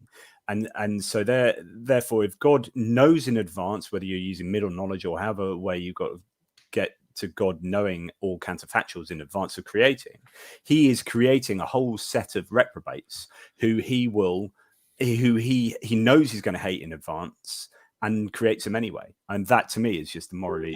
That's where I was at. I accepted that. I just read the scripture, and then people were saying, Paul, but how can he find fault? Who resist God's will? Romans 9, right? And he says, who do you think you are? Oh, man. Does the creator, the potter, not have right over the clay to make it however the hell he wants? That's pretty much what it says. But it's saying, prepared for glory and prepared for destruction. And some Calvinists said, well, there's no way for God to show mercy unless he had something to show mercy of. And they have like some philosophical way of trying to explain, like, if you wanted to show the characteristic of mercy, the way to do so would to have them needing mercy. Like, I wouldn't walk down the street and look to you guys and go, hey, I forgive you. You're like, for what? We didn't even do anything to you. That would make no sense. But if you did something and you deserved punishment for it, and I could show you mercy, that's what they're trying to say God's trying to do here. So I started to rationalize this and try to make sense of it. And then I realized, hold on, I've got better morals than God. That's what really started to make me realize, like, I saw my own family members who wouldn't buy the message I kept trying to preach to them. And when I thought, they're going to hell, there's like a deep down feeling inside, like, something's wrong. Something is really wrong inside and it doesn't feel right. And I just couldn't justify my beliefs. I kept trying to swallow the pill, and there wasn't enough. I couldn't get the pill down. It kept coming back up, and I kept questioning this thing that I kept holding on to. And I thought this was biblical. Sure, you could find free will if you want in the Bible too. You could find predeterminate. You could find anything you want, pretty much. But yeah, that's what I had. And that's a power of moral intuition, like your man was saying earlier. Sorry, I don't even know your name. Nathan, it's all right. Nathan. Sorry, Nathan. Yeah. So Nathan was saying exactly that. It's the power of your moral intuition that is seemingly overcoming the moral value system of the God that you thought you knew and loved. Yeah. Jay Schroeder, The Darkening Age by Catherine Nixie. Excellent reading on the early years of Christianity. Thank you. I appreciate the super chat, Schroeder. And have you guys heard of this book? I've heard of it. Yeah. I've read, you know, the guy who does History for Atheists. I think I've seen him. Yeah, Tim O'Neill. Yeah. I think I've seen maybe a Quora post by him or something criticizing this book, but I've not read the book and I'm not familiar with the criticisms of it either. So yeah, I don't really know. As far as I'm aware, the Dark Ages refers to basically a lack of sources. So like in the movement of Christian humanism in the Renaissance, like people like Petrarch, they wanted to go back to the original sources for a lot of this stuff that was borne out on authority. And the Dark Ages are just this period of time where there was a lack of sources for some reason. Things weren't transmitted, but it doesn't mean like a lack of technological or scientific progress or something like that, which is sort of the meme about the dog. But I don't know what the book says. Maybe the book agrees with that and says something else. I don't know. I don't know about it either, but I'll check it out. Thank you so much for the super chat. B.S. Lewis, Thanks for the super chat. I just made in Christian challenge. Could you watch? Yeah, I definitely will check it out if you want.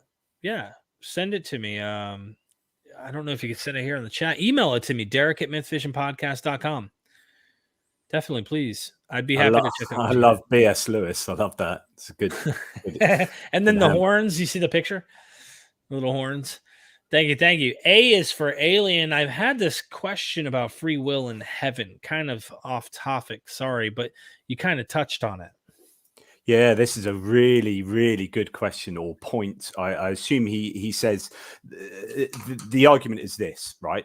One of the theodicies for one of the answers for why there's so much pain and suffering on earth is the fact that it's supposedly a almost necessary corollary of having free will. So we will almost necessarily make bad decisions that will result in genocide, murder, whatever.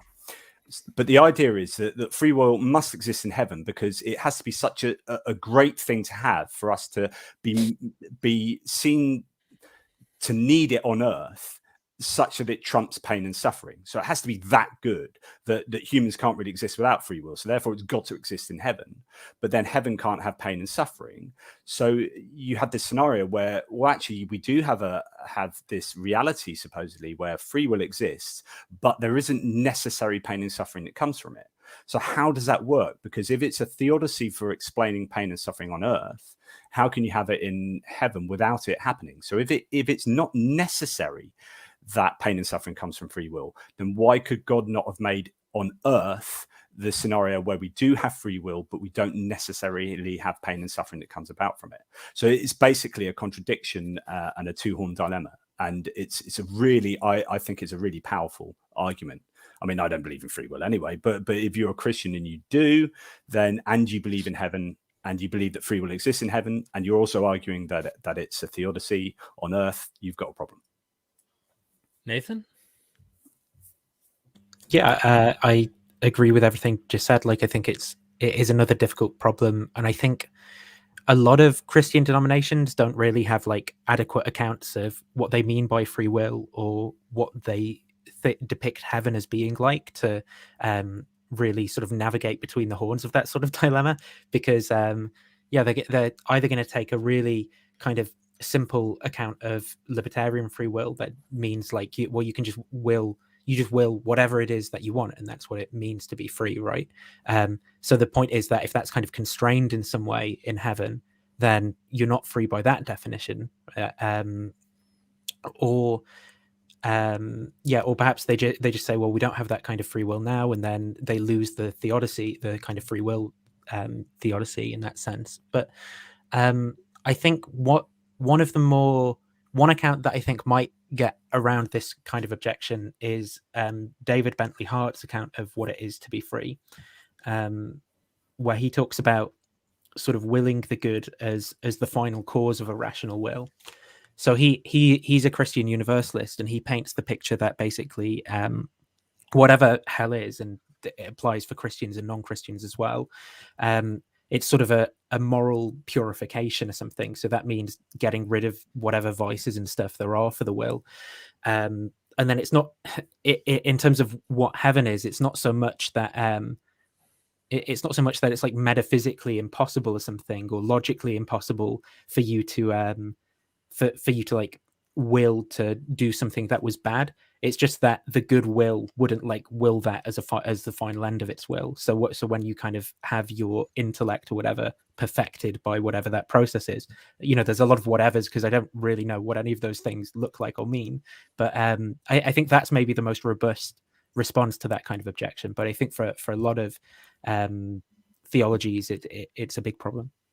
One of my very close Christian friends, it started off when I knew him as a conservative Christian, then went through a whole journey that he came out of Christianity into sort of atheism and agnosticism, now gone back into Christianity as a David Bentley Hart like universalist, and actually I've congratulated him on adopting a far more benign form of Christianity, which is far more coherent with a moral worldview.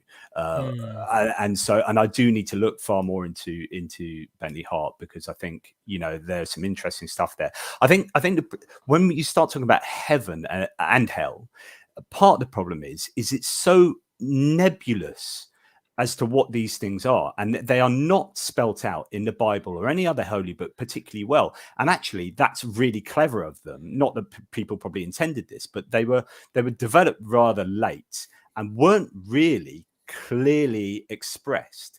But what that has meant is that they haven't nailed their colors to the mast, really, in saying this is what heaven is, which means that later philosophers can come along and say, well, that doesn't make sense, so therefore you're wrong and your revelation is wrong. What they do is it's nebulous, and so everyone then makes up their own version, or tries to make up a version that could fit the phenomena and data in the Bible. And so but in a sense, no one could be right or wrong, because there's no way of being able to verify this. So it just becomes some kind of, you know, mental exercise as to what heaven could be, which is why, you know, Nathan talks about David Bentley Hart saying, well, it might be this, and there's elements of it could be this, and heaven, it could be a journey, and hell isn't this thing, it's just a purification process on the way towards a universal heaven. Yeah, I mean, it could be, but, you know, there's no evidence for this. But you can say that because the claims are so nebulous in the first place. Sorry, too much talk. No. Did you want to comment on that, Nathan, before I move No, on? yeah, I agree. I think it's the doctrines of heaven and hell are definitely, you know, creations of the church that have fallen out of various processes and councils and artists and whatnot over the years. The biblical data itself is like very underdetermined about any of that stuff, and difficult to figure out what it's saying, which is why, you know, all these theologians and philosophers and artists have had difficulties with these things over the years and come up with everything under the sun. Mr. Monster, thank you for the super chat. What does it mean to be omnibenevolent? Well, you're asking the right people, because we know all about it. No, I'm just kidding. What Nathan, do you want to go for that? I mean, to be all loving, I mean, to literally just transliterate the words, but I mean, cashing that out exactly, I don't know what it means. It's going to partly depend on what you mean by love. There are a few common definitions that are given of love. I mean, one of which is like willing the good of the other. Another one is willing the good of the other and seeking unification with the other. And that gets kind of like weird for particularly evangelical Christians, who do tend to think of, you know, God as like a big Zeus, basically. But then when you get into what sounds like those more Eastern Orthodox like doctrines of unification with God, it is kind of more sexual, right? It's more, you know, it's like this kind of loving, intimate unity, which is interesting. But yeah, what does omnibenevolence mean in general? Desiring for the good of the other, but like intrinsically, not in a way where you sort of gain from it. I think something like, but being all benevolent. So that's just being benevolent, but all benevolent. I don't know. I have no idea. It's like underspecified. It's like saying what's the best or something, you know. Yeah. There's like a best pen. There's a better, but what's the best? So I think really good points you've made there, Nathan. I think at base it's incoherent, and I'd maybe start answering this by talking about perfection. So people often say God is perfect, and I argue, I have done in the past, that makes no sense, because perfect is a sort of functional term that is used in conjunction with the goal. So a soccer ball that's made the way a soccer ball is perfect for playing soccer, right? But a cricket ball is not perfect for playing soccer, and so therefore you have things that are perfect for a goal or an aim, and they can be the success. They can be measured, you know, in ways as to whether they obtain that goal. So when you say God is perfect, to me that makes no sense, because it has to be perfect for something. So God can only be perfect for being God. I don't know. It becomes all a bit circular, and there's no real kind of goal associated with that. So it's similar with all loving. I mean, what's the goal? What loving to whom? If and I think it's a really interesting phrase, willing the good of the other, that Nathan said, because if God really willed the good of the other, being everyone and everything, he wouldn't create those to suffer, and that he knew in advance would suffer. So, he wouldn't create people to kill them in the flood. He wouldn't create people to die in a tsunami in 2004. He wouldn't, if he really was willing the good, of the other, then what we see in the world around us wouldn't exist in the way it does. So, omnibenevolent is really problematic, is underdefined, and I think doesn't make sense of the world around us. If you look in the dictionary, you'll find my wife's picture right next to that word. So, is she in the room with you, Derek? No, she's not. Brownie points. She might watch this. Yeah.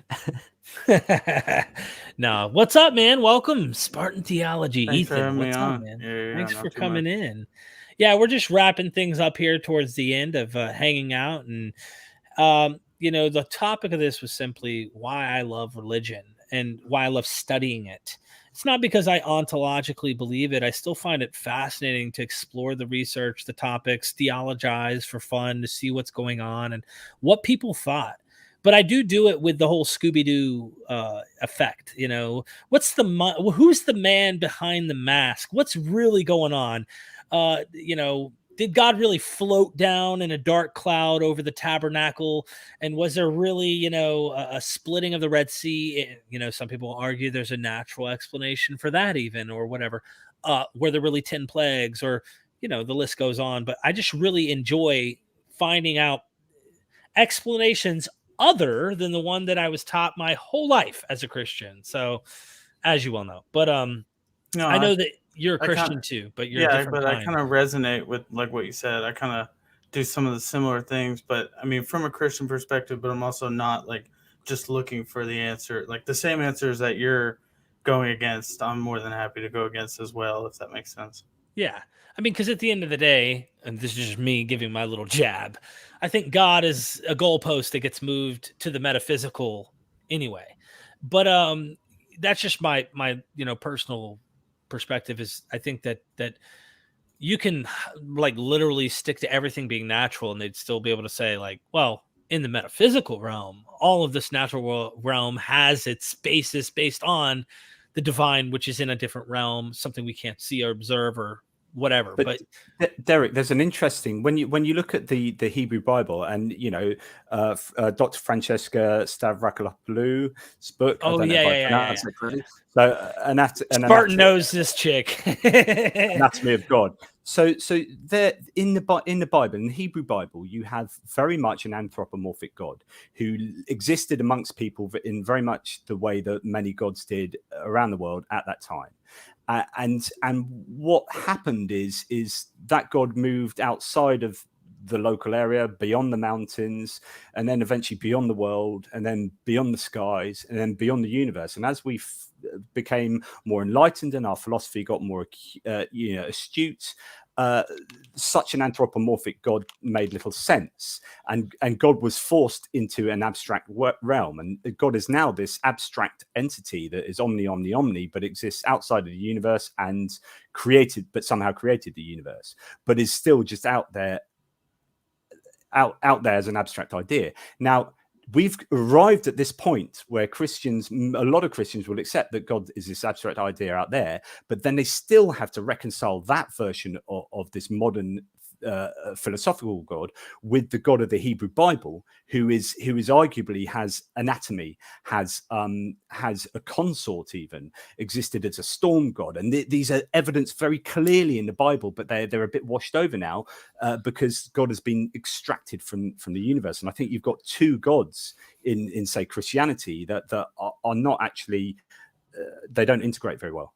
Jonathan, I wasn't planning on us beating up Spartan like No, this. no, actually, I think I can respond to that a little bit, though. I think, like, as far as I understand it, like, I think what you're saying makes sense, but, like, if you think about it, like, a little bit different perspective, like, if say God does exist, the God of Christianity, like today, you know, this like abstract that you're talking about, and like in the Hebrew Bible, like when they were first like sort of interacting with this God and we came to understand him better, it's less that like this, like you're kind of saying it from your perspective as an atheist, which is fair, right? That like we just kept changing it. But couldn't you also just say like we started to understand what it was better and better and better? And like at first we thought it was this anthropomorphic God, but come to find out like no. And then, oh wait, no, we're wrong there too. And we're wrong there too. And I'm not using that as an argument, but that's just like kind of the way I can like hear what you're saying and sort of accept it. But also I think of it from a different perspective. I guess that would work if, and then I just want to like piggyback off that, and then I'll love to have you chat, Jonathan. I guess that could work if we took at the narratives of the Hebrew Bible, which a lot of Christians are, you know, doing, even in Orthodox circles, are like, Genesis didn't happen. You know, that didn't actually happen. That's a myth. That's legend. That's this. That's allegory. This is, you name it, and it starts hyperbole. You know, nothing becomes literal. Everything's anthropomorphic language. Doesn't mean it was actually literally true. Or anachronistically, a lot of the Christian church will say, well, that person that appeared to Abraham with two other buddies, that was Jesus Christ, you know, popping in prior to his birth that happens later on. And it's like, I guess you could try and do that. It's like, what's the most likely when we have Hebrew scholars and academics that are looking at this going, look at the nations around them and the time this was written. You have to come up with a later idea and then pump it back onto a text. What is your motive? I guess if we were in like the court of law and someone's murdered, right? They go, what is your motive? Like, why did you go murder that woman? Why are you changing that previous to fit your later narrative? What is your intention? Is it to try and make what you think now as truth based on your experience? This is my opinion. I think we all are experiencing things that we know are real from our experience, that they are real to us. And then we attach that experience to what I call the cloud, the idea. Jesus, Buddha, Krishna, it doesn't matter what it is. And then that experience must be proven true in some way. So that's just my personal opinion. I think that we all are doing that. And whatever it is, Republican, Democrat, religious, non-religious, you name it, we're kind of pumping these experiences and attaching them to these ideas. I think that's what's going on with Christianity. And then, of course, even modern Christians are doing it even further as we learn more about science. Now, evolution's cool. You know, and like we asked this question, if Jesus was asked if we evolved from previous species, what do you think he would say? No, don't ask that question, you know. But do you think Jesus would have thought, okay, look, you know, God actually created us from dirt, like actually into man, or did we evolve from previous species? These are interesting questions. We have no way to know for sure, maybe, but we could look at other rabbis and maybe think what they thought and then compare it. I don't know. Anyway, I just rabbit trailed to just kind of point out like a bunch of different things that maybe some of that spaghetti sticks to the wall, maybe some of it doesn't. Jonathan? Well, I think you're exactly right. I mean, what you're initially saying about this kind of progressive revelation, that if you are ending up at this place now and you say, well, that's a way of understanding God at that time for those people, then you're saying that actually that literally didn't happen, in which case you're really kind of dropping the Old Testament or Hebrew Bible in terms of its literal historicity. And then you're opening a whole can of worms. It will all start falling apart after that, because actually you'll find that pretty much none of it is historical or in very like contorted ways. And I think this progressive revelation argument is interesting because you start getting to things like, you know, you always get onto the argument of why wasn't slavery outlawed? Like obviously and completely at this point. And it's rather like Spartan was saying, that this was the best way that humans could understand this kind of revelation at the time. Well, humans couldn't have understood that slavery was bad at the time, but they weren't ready for it. It's like rubbish. Like if God came down and said to you in your face, if you do slavery, I will kill you, right? You're probably going to go, I'm not going to do slavery. I don't even need to understand that it's bad. Oh, I can probably cognitively understand that, but God has literally come down and spoke to me in my face and telling me slavery is badly, so I ain't going to do it. And so this idea that you know humans could only understand this sort of thing at the time, or they wouldn't have understood God in any other way, but then suddenly at this point they did understand. The day before they didn't, and I don't know. It's rather problematic. But yeah, the Old Testament, you know, as I said earlier, is the weak link. I mean, I think what you bring up is interesting. I mean, you say like it's all gonna fall apart. I mean, I guess I hope not or whatever, because I'm perfectly fine with like, I mean, there's plenty of Christians like, people like Dr. Josh's wife, right? Like, I'm sure they don't argue about things, but she still considers herself a Christian. And Dale Allison, who's Derek has had on the channel a number of times, like he's not gonna. I don't think he has any issue if like an archaeologist came up and said like the Exodus didn't happen, like the Bible Right. says, right? Like, but he's still a Christian. So, I mean, I think like for myself, I mean, I definitely don't ground my faith in the historicity of the Old Testament or anything like that. So I think it just kind of depends. But I also like, I don't know. I'm learning and growing too. I'm not gonna Yeah, like jump to a hold on real quick, Jonathan. I gotta say something. Ethan really is, when he reached out, what was it, 8 months, 7 months ago? Like, we've been like communicating and we've known each other for a while with getting his channel started and stuff. And like, I'm friends with anyone. I know that sometimes my stuff's pretty confrontational, but it's like, I'm not really a mean spirited guy, even if I am jabbing. I'm really not, if you get to know me.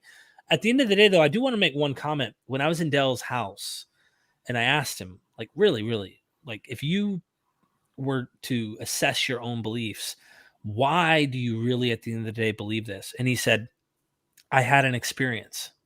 That's it. He was honest, and he said, at the end of the day, I had an experience. And no one can take that away from him. No one. Yeah. And I've had experiences, even as a Christian. Now, I've been able, in my mind, rationalize and explain how I may have come to have these experiences and what they may be. They're still meaningful, even when I reflect back on them today. I have experiences, whether they be religious, whether they be love and forgiveness and just life in general with family, and just simple concepts that work and are practical applications in life as humans. But he said it was experiences, or an experience, and that he still has experiences. And he says he's even, what did he say he's had? Visions. He literally says he's had visions and stuff. And I'm like, this is interesting. Then is there a feedback loop where his visions are part of his own faith framework? So then, it's all kind of self-reinforcing, I think. But like what Ethan said to me just then, this is a debate I would love to either be involved in or see. I think this is the most important question for me at the moment with regard to Christian belief. And that is, if you take away the historicity of the Old Testament, are you justified in still believing in Christianity? I think that is fascinating. And Ethan, I really would love to investigate that, or love to hear you investigate that, because this is why I'm writing this Exodus book, because I personally don't think you can. I think if you take away those foundation stones of the Old Testament, the Hebrew Bible, as any kind of historical fact, if you basically saying it's mythological overlay to at best some nuggets of history, but really the theology is effectively invented, then how can you still get the Jesus upon which that is built, or under which that is built? Yeah, something I would say, and then I gotta go, but something I would say is like, my kind of perspective is like, I feel like Christianity is true, and I like think like like you're saying, like it wouldn't be justified. Like if I put that front and center and made that important, I think that could like almost scare someone away, like like not scare. I hate, that's not really the right word, but like discourage someone from really like taking some of these arguments seriously, right? Like if to even read a book that like the Exodus didn't happen per se, I knew that at the end, if I was convinced, I'd have to like leave my church and like cause all these problems. I think it would discourage me. So kind of like where I come from is like, I feel like Christianity is true. I know for myself, like it takes me a long time to like learn everything necessary, right? Like I could learn this and like, this kind of seems to put a lot of evidence on one side. And I like, but how do I know later on I'm not gonna come to find out like that there's overwhelming evidence where, so I don't like, and I don't want to say like, that's why I have like a very unconfrontational faith and whatnot. Like I don't like push it on other people or not. Right. I'm just learning myself. And I don't think like in order to learn, I need to like every 5 minutes, like reevaluate my entire worldview. Right. Like, I think that just would make it discouraging. I would probably just give up and I'd probably just say, well, I believe what I believe. I'm not going to learn anymore because this is too too much. I just take each argument as it comes. And then I do agree that like at some point I know for myself, like it's quite possible I'm going to look at what I believe in 5 years and realize, this isn't Christianity anymore. Or maybe it is, maybe who knows what I'll come to learn or not. But yeah, I think it's just like, I think too many people like make it where you should like reevaluate your worldview every single time you hear a new argument. And I think that just discourages people from learning, if that makes sense. But yeah, I don't know. For me, Nan, it's like you pointed it out, I lost you there. Your video's gone, bro. I'm still here, but there's a baby, It's the kids crying, waking up. So I'm like wondering if I need to leave. No, you're fine. I was just gonna say, for me, man, I'd rather have like more questions. Like to me, it's like, and you're doing it. You're doing it. I'm just saying, like for me, I'm okay with not having all the information and data. In our lifetime, we may not even know some of these things did or didn't happen. Who knows if some of the evidence for the conquest of something that happened between Joshua and the Canaanites or whatever, if that even happened or didn't. Maybe it did, maybe it didn't. But like for me, it's like I'm comfortable. But then again, when I was a believer, I couldn't imagine actually confronting my faith as if it's not true. I couldn't even, it wasn't an option. And I could probably, you might agree with me on that and just be like, yeah, that's one thing I'm not really like comfortable doing. I'm okay with like challenging small things at a time, but the whole thing, like I'm not comfortable with doing that. I don't know. Does that make sense? I don't know if there's just a lot of feels there in what Ethan is saying, like the feels versus the kind of epistemic warrants, and I would struggle to maintain a belief, with all due respect, without having, especially with a belief that has so much ramification if you do or don't believe it, that I would want to make damn sure that I got it right, and that would means questioning everything to make sure, because at the end of the day, like Islam could be right or Hinduism, I would need more than sort of a kind of intuition to, but there you go subscribe to him, by the way. Yeah, for sure. You're muted, bro. Oh, I do gotta go, but I figured I'd let before I do. Hey, can you hear us? No? Okay. You got the earbuds in. Okay. I'll give my headphones. Say hi. Hey. I don't want to hurt his ears. Dude, thank you for letting us see that beautiful child. And look, Ethan, we do this again. You're always welcome, always, as you know. You can harass me in the chat too. We definitely I said you need to let a real Christian on, because I saw Nathan in here. So. Oh, that's right. Do you still consider yourself? What do you label yourself these days, Nathan? Yeah, I'm an agnostic Christian. I'm quite happy in that camp. Okay. Yeah. Yeah, and I also I've been back and forth with calling myself the same thing, agnostic Christian sometimes. So. Just depends on how you feel, if the coffee's kicked in or not. Basically. Yeah, I mean, with these guys, I don't really sleep all that much. I'm pretty much agnostic about basically everything going on. No, you're really chill, man. And that's one thing I like about you, Ethan, is you're real laid back. Please go subscribe to him. Show him some love, everybody. This is what I want, is a more interfaith dialogue, conversations where it's really cool. Obviously, you're not a fundamentalist is the thing. It's like, you're obviously not. So, well, I appreciate you having me on. I'm going to get out of here. Thanks, bro. Thanks for popping on, man. See you in a bit. Awesome. So guys, we're going to wrap things up here. Is there anything you didn't say, or you just got to get off your chest, man? You just got to say it. Is there anything? Nathan? I don't know. I mean, you've sort of like set it up there for saying something really dramatic or insightful or something. I know. I'm just like thinking about whether there's any food in the fridge and stuff like that. Yeah. I am interested in agnostic Christianity, like as an idea. So there you go. I will return back to I think to have the conversation, Derek. I think it's a really interesting conversation that if you take away the Exodus and if you take away these historical landmarks of the Hebrew Bible, then what are you left with as a Christian? I'm fascinated in that connection between the two testaments there. And if you unpick one, do you not unpick the other?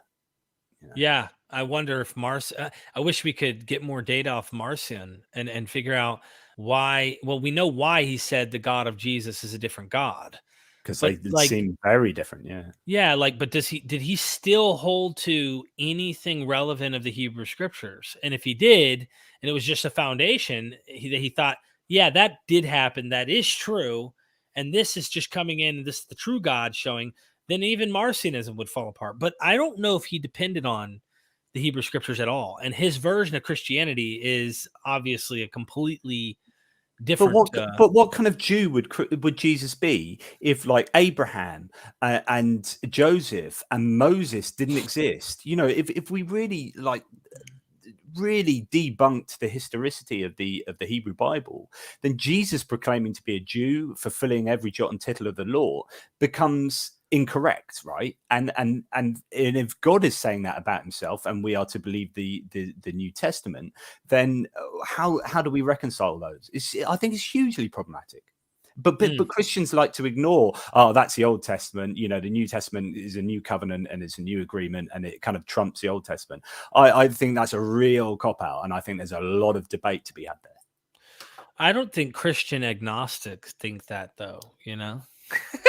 Yeah, for me, not a lot pivots on most of those questions. But yeah, he's you don't believe Why?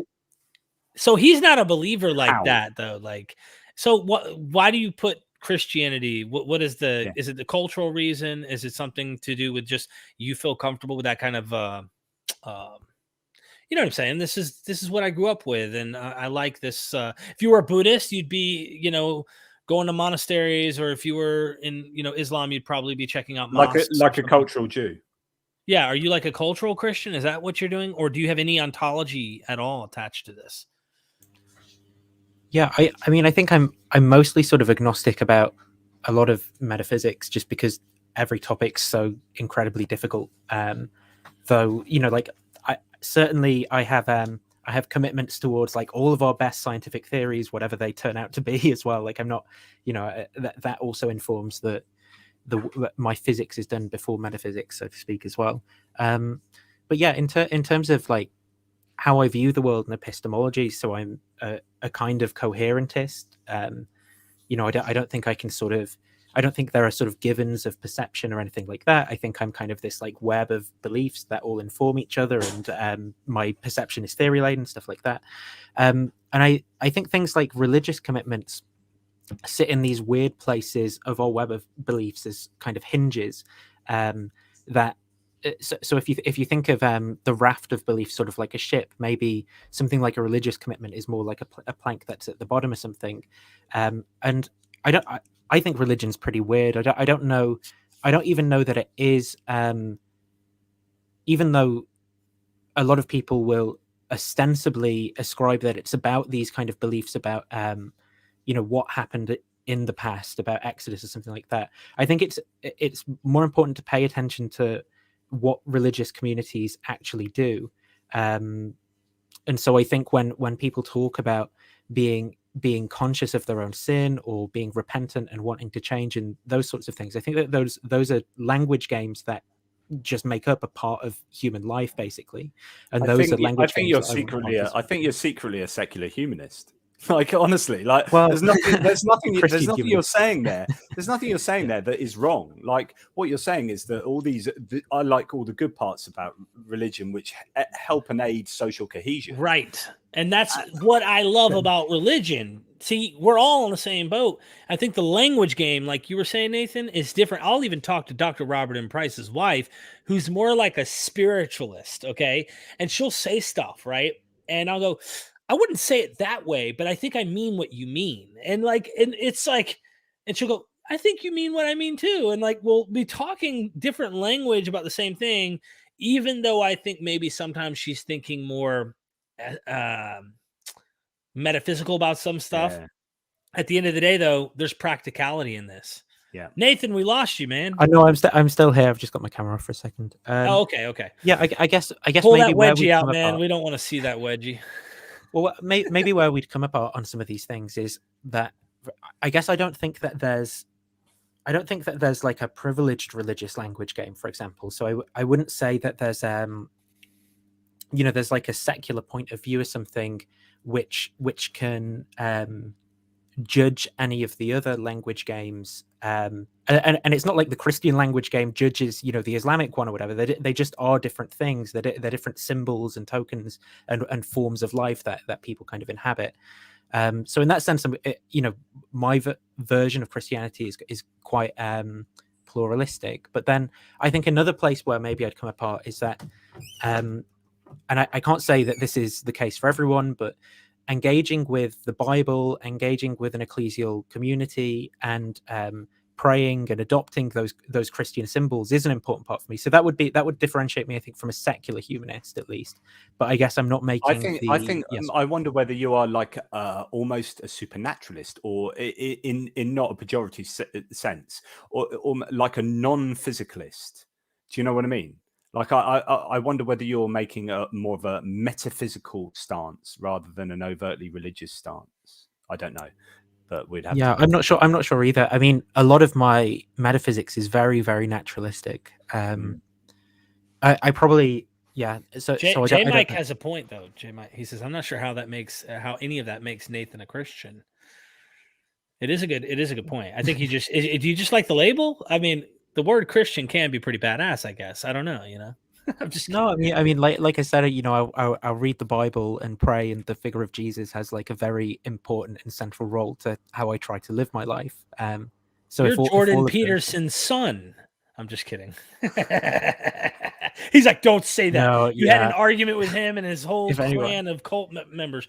I'm just being funny when I say cult members. Anyway, maybe we have you and him, or this side, you two have a conversation in the future again, because Jonathan's a big philosophy guy. I've not been big as you guys are into it, but I'm always up for a conversation, as you can probably tell.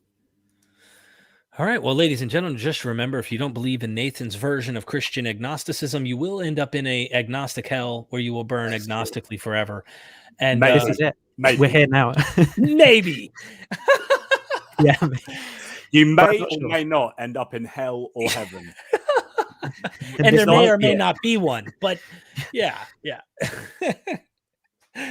Look, Spartan's like, you just died. And J Mike's asking further questions. We can't get caught up. J Mike, we got to do this again. We're going to have to do this again. I've been summoned to go and drink a glass of wine. I'm pretty sure you don't believe he actually rose again, literally, historically, but there might be this might be a question we need to dig into, Nathan. I say we continue it down the road. Of course, I've got to get off of it. Sure. Thank you, gentlemen. I really do appreciate it. Thank you, Nathan, for coming on, and Jonathan. I really appreciate you guys in the chat accepting my invite and coming to hang out with me on some of the things I love about religion. I jab at it all the time, but it's like there's something here. There's a fossil, and some of this still lives on with us today. It's a current issue that we see in modern day, but I love learning these things and these topics. So leave a like, leave a comment. If you guys like what we're doing, go help us out. Join the Patreon. I do a lot of material there early, but also you can steer the direction of having questions answered by the scholars when I go to interview them. I plan on making more trips coming the next year. And until next time, we are MythVision.